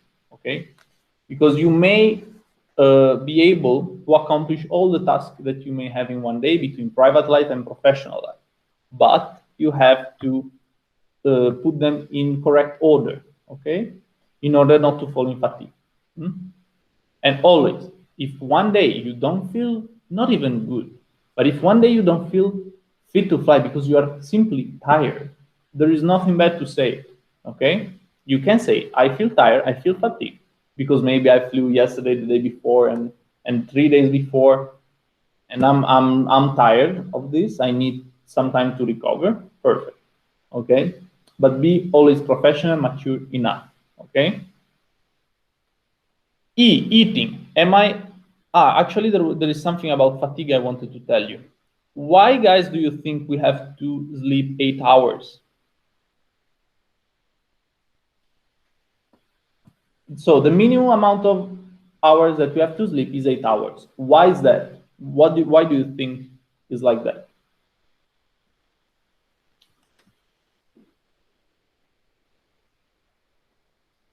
Anyone?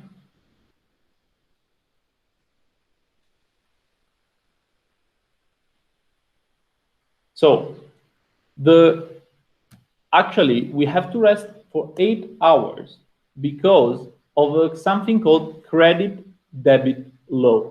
Okay, so what does it mean? That at every 1 hour of sleep, I collect 2 hours of credit for being awake without being lacking of sleep. Okay? So if I, as you know math, okay, if I sleep 8 hours, how many credits I have?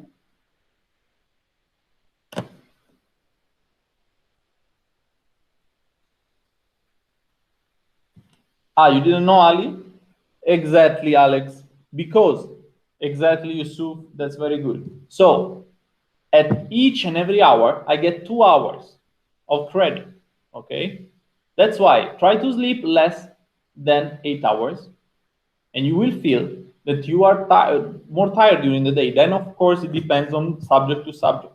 But personally, to me, it works. I need to sleep at least 8 hours per day. Okay? Because otherwise, I'm not correctly rested. Simple as that. And as you know, in one day we have 24 hours. So 8 hours sleep, 16 hours awake, 16 plus 8 makes 24. Okay? So that's the perfect amount that we need to we need to rest.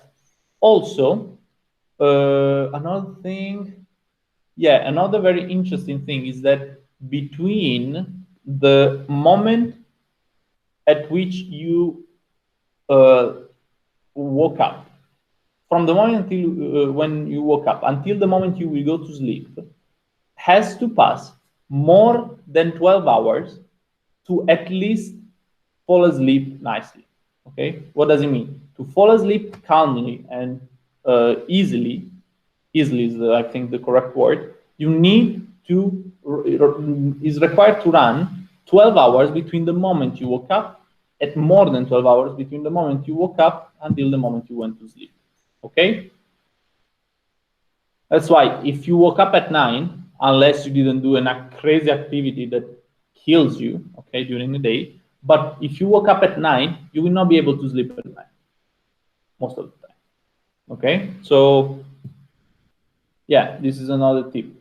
Usually best timing is 14, 15, 16. 16 hours is perfect. Just this is the perfect. As we said, 8 hours, 16, 8, 16 is the perfect one. But always more than 12, okay? Because 12 or less, you will not be able to fall asleep. Unless some people, though, are able to fall asleep on command. I don't know if you guys are like that. Are you guys like that? I'm not like that. I cannot just fall asleep at command in the afternoon. If I woke up at 9, I cannot go to sleep at 2 in the afternoon. Can you do that, guys? Some people are able to do that. Not me either. No, I personally I don't think so. How about the others, guys? Are you able to do that?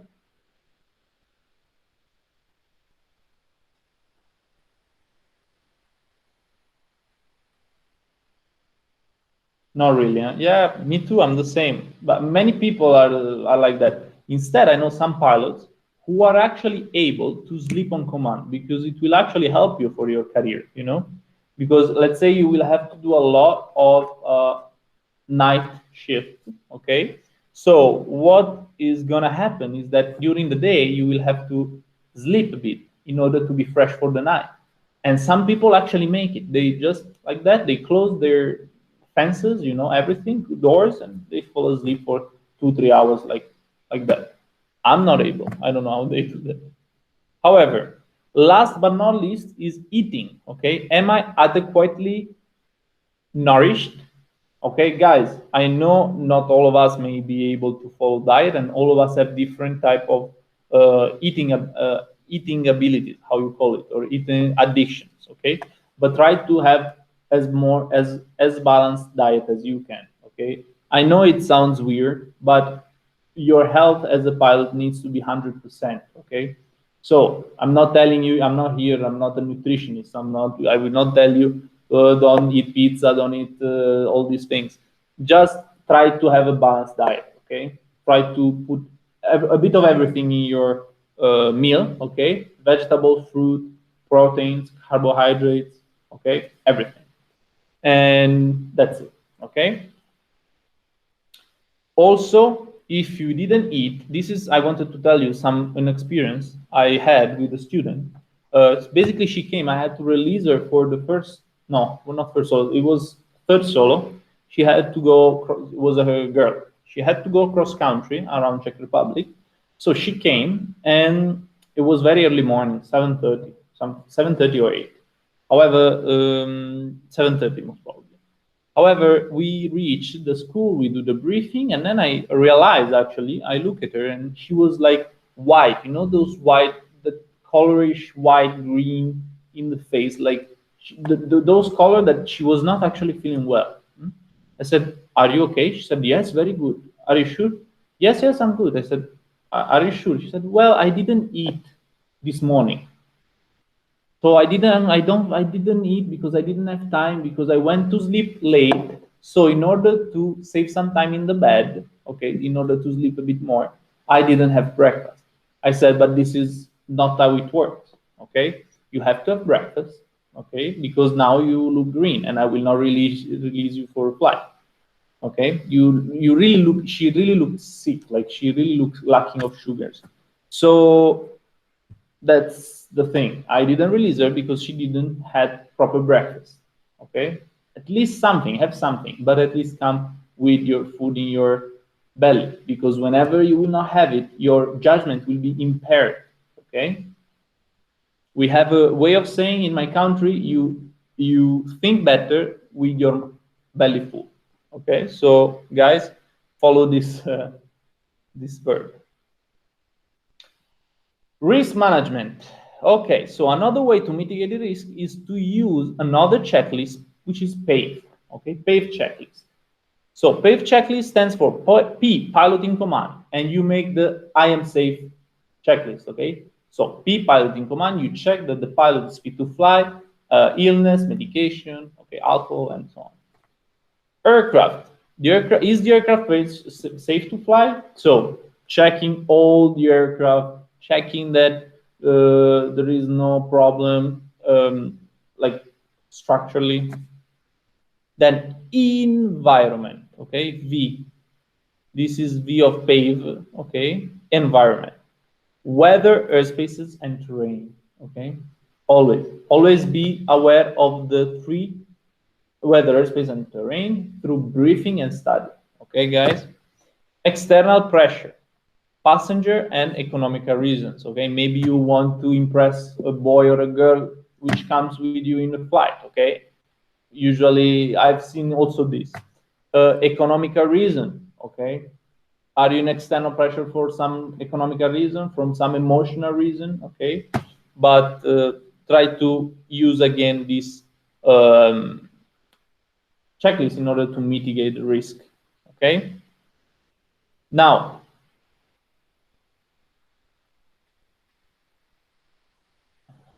everything is clear about risk management?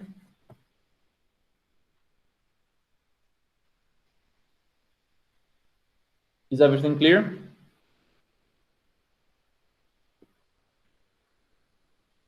Okay, great. So, task management. So, the management of a task means like organizing the task that I have in a specific action. Okay, when I actually carry out a specific action. So, a task management consists in prioritizing tasks that can be completed before, during, and after flight to ensure safety to the operations. Okay, so this is very important topic, because task management gets in within the topic of workload management. Okay, so managing the workload that you have in flight. Okay, I give you a quick example. You are in flight. Okay, you are arriving somewhere in an airport which you are unfamiliar with. Okay, so you see that you are too high on the profile of the runway. Okay, on your landing, you have a high approach. You are gonna accomplish a high approach. So you are too high and you are very close to the runway. So what are you going to do? What you will do is spreading your workload. So if you know that once you will be in the approach, you will have also to communicate with the tower. You will have to make maybe a briefing because your instructor may want you to make a briefing. So what you do is spreading the workload. So start descending before, okay? Start preparing your frequency as you will have to contact that tower, okay? And spread the workload in a way that you will not be under pressure, too much under pressure, okay? Because most of the time, when what I've seen, the most things that I've seen on students is that whenever they don't manage their workload, that's it, finish. Like they are not able to do anything else because the work is pushing on them, and the aircraft keep going. You know, it doesn't stop. So it becomes quite difficult to accomplish tasks. Okay. This is why I personally focus so much on workload management. And for me personally, in-flight workload management is everything, guys. Okay, so task management and workload management for me is everything, because that's how you see that a person will make it. Because to set a frequency, you will learn eventually. Okay, but to managing the amount of work, you may not always learn. It may take you some time. Okay, so that's where I personally focus a lot. So this graph instead is the graph of a task load, okay, with the duration in time, okay? So for example, you are accomplishing a flight, okay, from pre-flight takeoff, cruise, and approach and landing, okay? You have the pilot capabilities, which are always the same, okay, more or less constant, okay?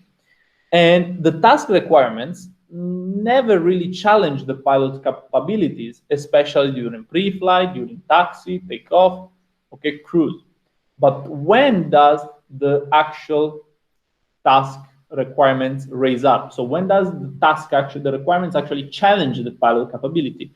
Usually during approach and landing, okay? This position is where the safety margin, which before it was quite high, start decreasing, okay? So the closer get the safety margin, the smaller the the closer the task requirements get to the pilot capabilities curves, the less will be the margin of safety, and the more the pilot capabilities will be challenged, okay? What is important is that the task requirements is always below or or very close to the pilot capabilities. If the task requirements overtake the pilot capabilities, means that is unsafe. You are doing something unsafe because the pilot is not able to do that because his capabilities are not enough to overtake the requirements. Okay, is it clear? Clear for everyone? Great. So another super important thing, as much as workload management, where I personally focus a lot in these two, is the situational awareness. So the situational awareness is the accurate perception and understanding of all the factors and conditions within the flight. Okay? So as you can see here in the picture, there is the pilot, okay, with the artificial horizon, altimeter, directional gyro, vertical speed indicator, all the instruments, the checklist, the tower, okay, the environment around. So he's simply telling, okay, here in this picture, he's simply showing how the pilot have to be aware of the surrounding, okay? So aircraft, flying the aircraft always. Checklist, doing always the checklist. Communicate with the tower, always. Be aware of what's around him, okay? So how do we keep this awareness? Always preparing, okay, briefing on briefing. Studying, guys, these are the two main. Then listening, even when they don't talk to you, this is a very important feature. But even when they don't talk to you, listen to the control tower, okay? I give you an example.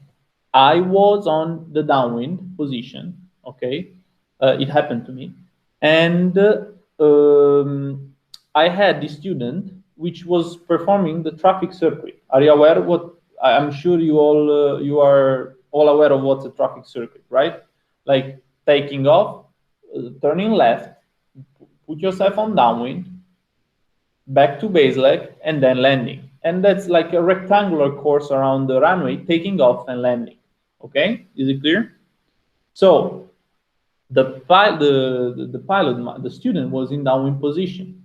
So what happened is that I heard in the frequency someone who was actually crossing still the runway. Okay, was crossing the runway, and we were about to land basically.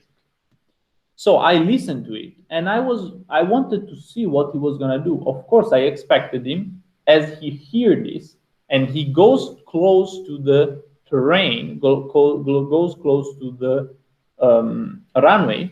I was gonna expect him to go around, or maybe to choose the other runway. But he actually didn't listen to the frequency. He was focused on other things. Okay, and when we arrived on final, the aircraft was very, very close to the runway, and he was just about to enter. Okay, then the tower stopped the aircraft on the ground, and they gave us the clearance to land. But the student already saw the aircraft, so he started to panic, kind of panic. He didn't control properly the aircraft, and at that point, I told him, okay, let's go around. And in the debriefing, I explained, look, you had a lack of situational awareness because you have, first of all, to hear. But even if you didn't hear, whenever you reach on the ground, okay, you have to go and be aware of the aircraft, which is too close to the runway. Okay, maybe it's even his mistake, but it's still too close to the runway. So choose the other runway. Okay, so this is what I mean for situational awareness. Okay, same thing, listening to a traffic which is very close to you. So what do? You maybe would make 180 degrees, 360 degrees to avoid him, or you turn, or you slow down. You know what I mean? Like being aware of the situation around you. Okay. Did I make myself clear enough? Very clear indeed. Okay, good.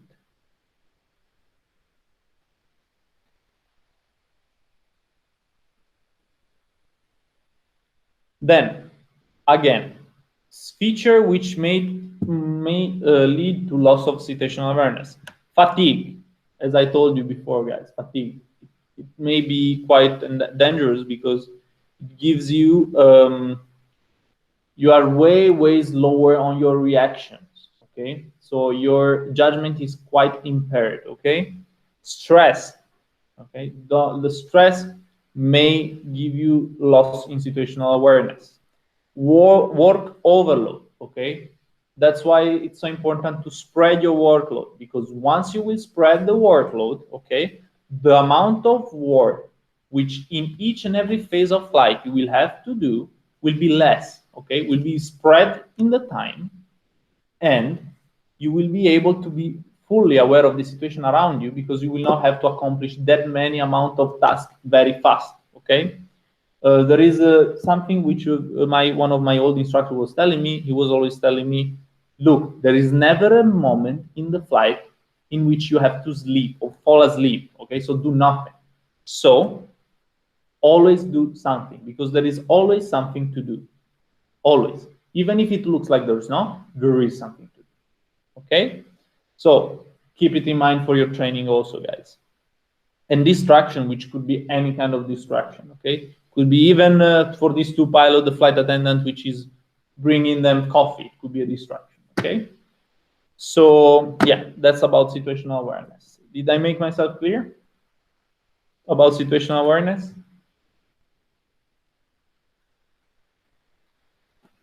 Okay. So workload management, as I was giving you tips about. So the workload management, as I told you, is very essential for the operation, okay?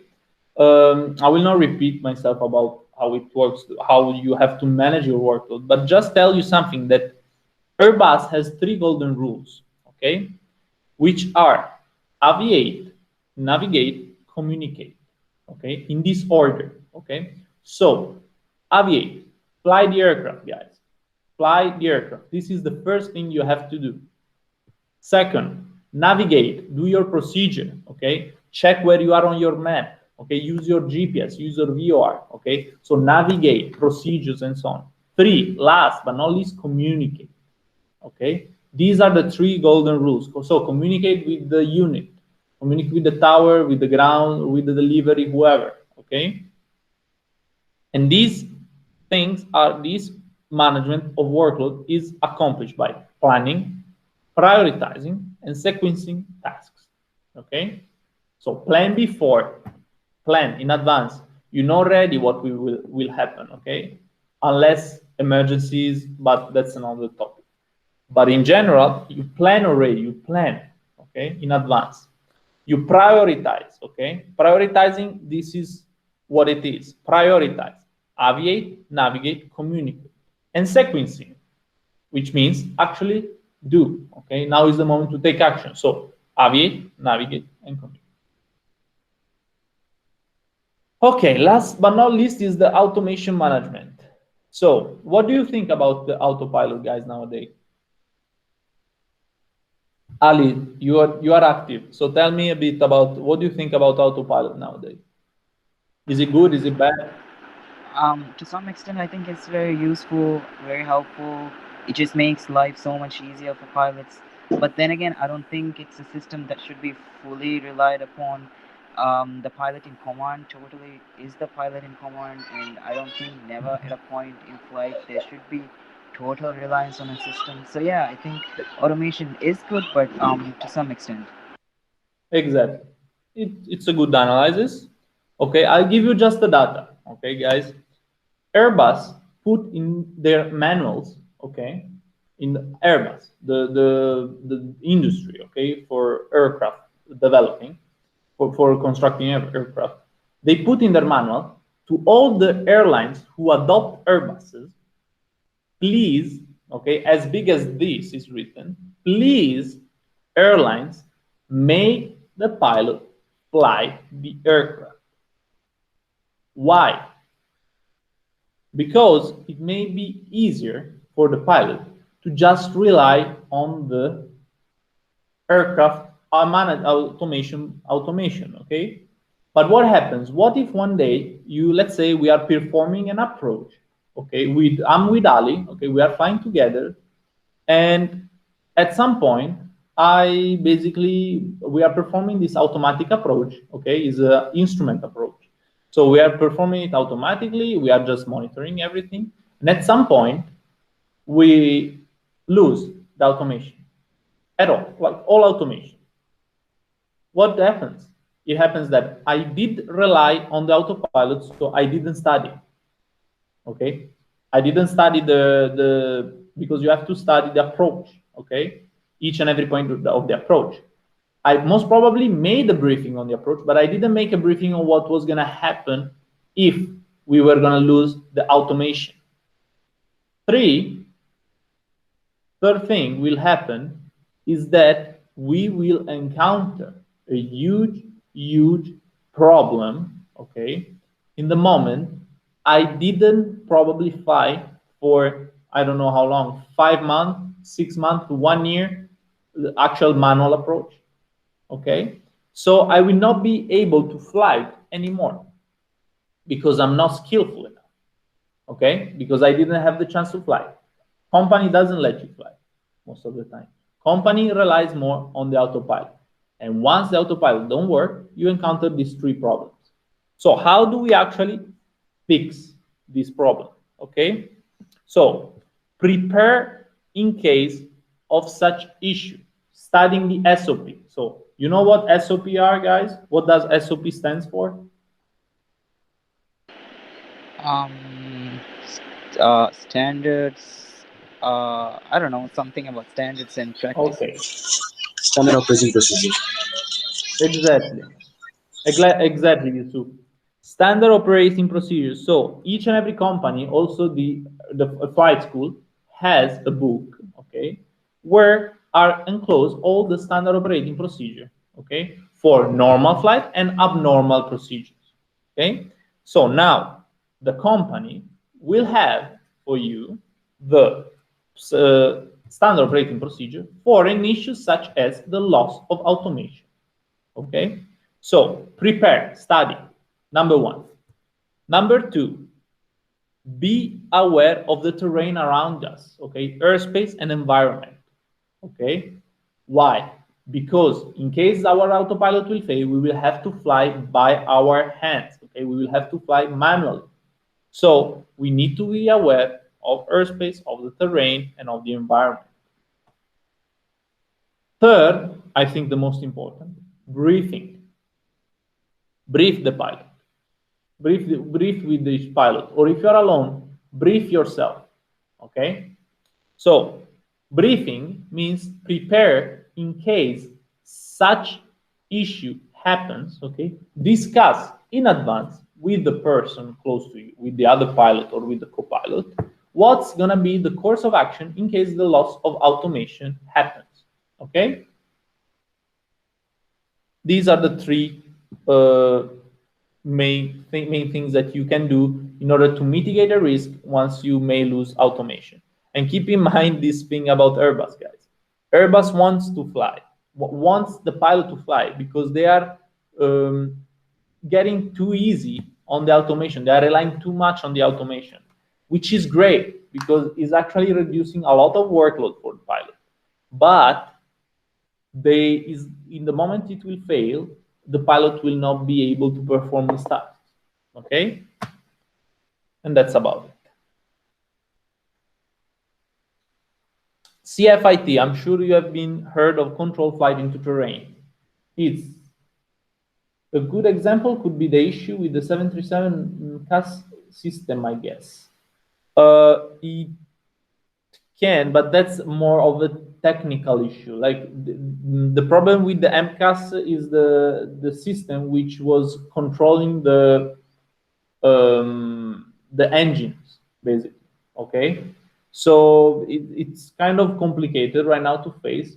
It's a quite different, but it's a good example. Okay, talking about, as Ali stated, talking about bad accident, we have to talk about control flight into terrain. Okay, so control flight into terrain is perfectly controlled fit aircraft, which the pilot straight flies into the ground. Okay, this may be due to loss of situation awareness, poor judgment, not maintaining ground clearance, happen many times, instrument failure, and unreliable flight deck. I give you a couple of small examples which are actually related to these points. Okay, there is a very famous accident in 1980 or 1974, if I'm not wrong, about in Italy. They basically crashed an aircraft which was perfectly fit, but what happened is that the static port, or I think the static port freezed. Okay, so there was ice on the static port, so they were not able anymore to read the altimeter. Or well, the altimeter stuck at the altitude at which they were, but they had no idea anymore on how to control the aircraft and how to keep it at that altitude. So what happened is that they crashed against the highest building in the town. Okay, because they had instrument failure and they were not able to maintain ground clearance. But I'm sure about CFIT, the biggest accident of CFIT which ever happened is the German Wings 1, which unfortunately the pilot, as unreliable flight deck, okay, he decided to close the captain out of the cockpit once he was actually in the toilet, and to crash against the Alps, all aircraft. Imagine that this accident made up such an important date for aviation that from that day, actually, the pilot is not allowed to be alone anymore in the cockpit. It means that whenever that pilot needs to get out to get himself a coffee or go to the toilet, the flight attendants need to come in, okay? And even in case the pilot is able to um, clock himself inside the cockpit, there is a code that only the flight attendants know, only them they know. The pilot, they cannot know it, which with which they can open the locked door of the cockpit. Okay, only the flight attendants know it.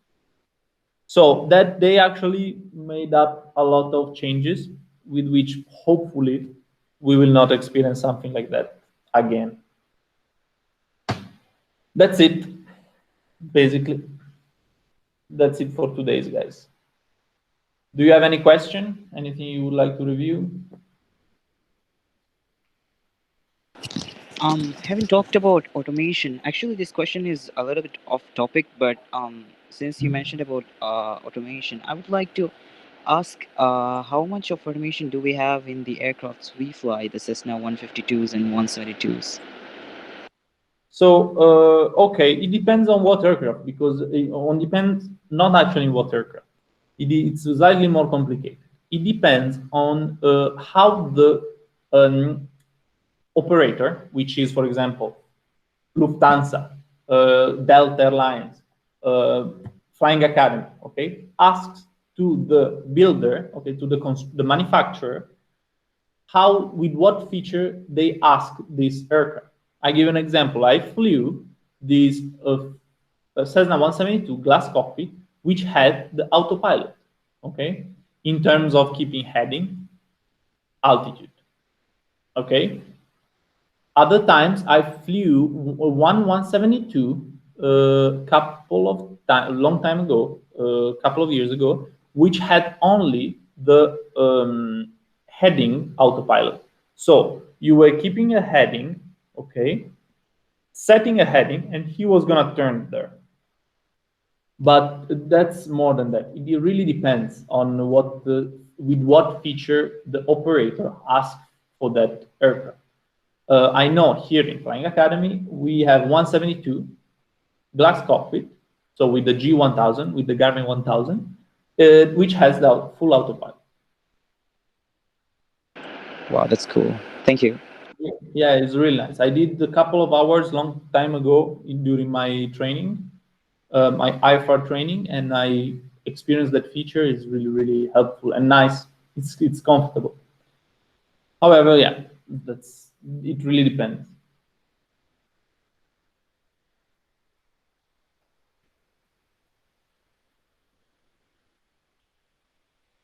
So any other question?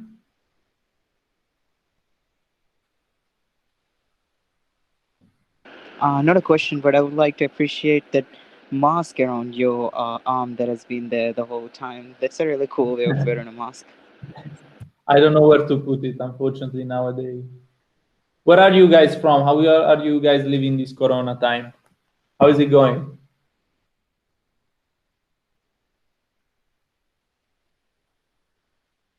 It's a bit difficult to do friendship with Corona. Yeah, I can imagine. I can imagine. Just guy, be positive, huh? Don't forget to be positive always. Not at the virus, of course, but mood-wise positive. And just don't give up, because soon aviation will start to reopen again, okay? And a lot of many pilots will not be there, okay?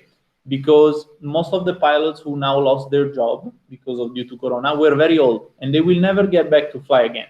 So once the coronavirus will go away and aviation will get back to normal operations, okay, many new pilots will be required. So that's gonna be you, okay? So don't be negative about it, be positive, and don't stop believing and study and preparing yourself, okay? Yeah, that's very true. I would like to add something to that actually. Due to this pandemic, we had a lot of pilots working on regional airlines. We have the largest seaplane fleet here, and when the Mhm. pandemic hit, they sent a lot of pilots. They had actually a lot of them from abroad as well. Many foreign nationals were working there, so they sent a lot of them to their countries on no pay leaves. now that the aviation industry here is almost completely recovered, they have brought all of them back, and they're also looking for more pilots as well. So yeah, like That's you great. said, it's gonna recover soon, and they're gonna need more of us. So yeah, everyone, stay strong and just make it through. Yeah, yeah. Yeah, we have to, in this hard moment, we have to be strong. Okay, guys, just can you write down your name, and so I will be able to fill the attendance, please?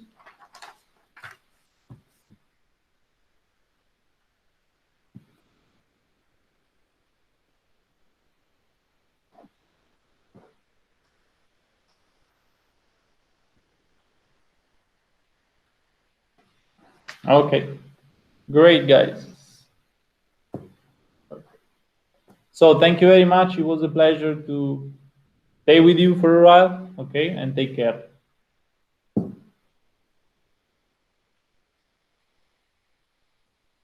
Thank you, Alex. Bye bye. Thank you, Paisan. Bye bye. Thank you, Ali. Bye.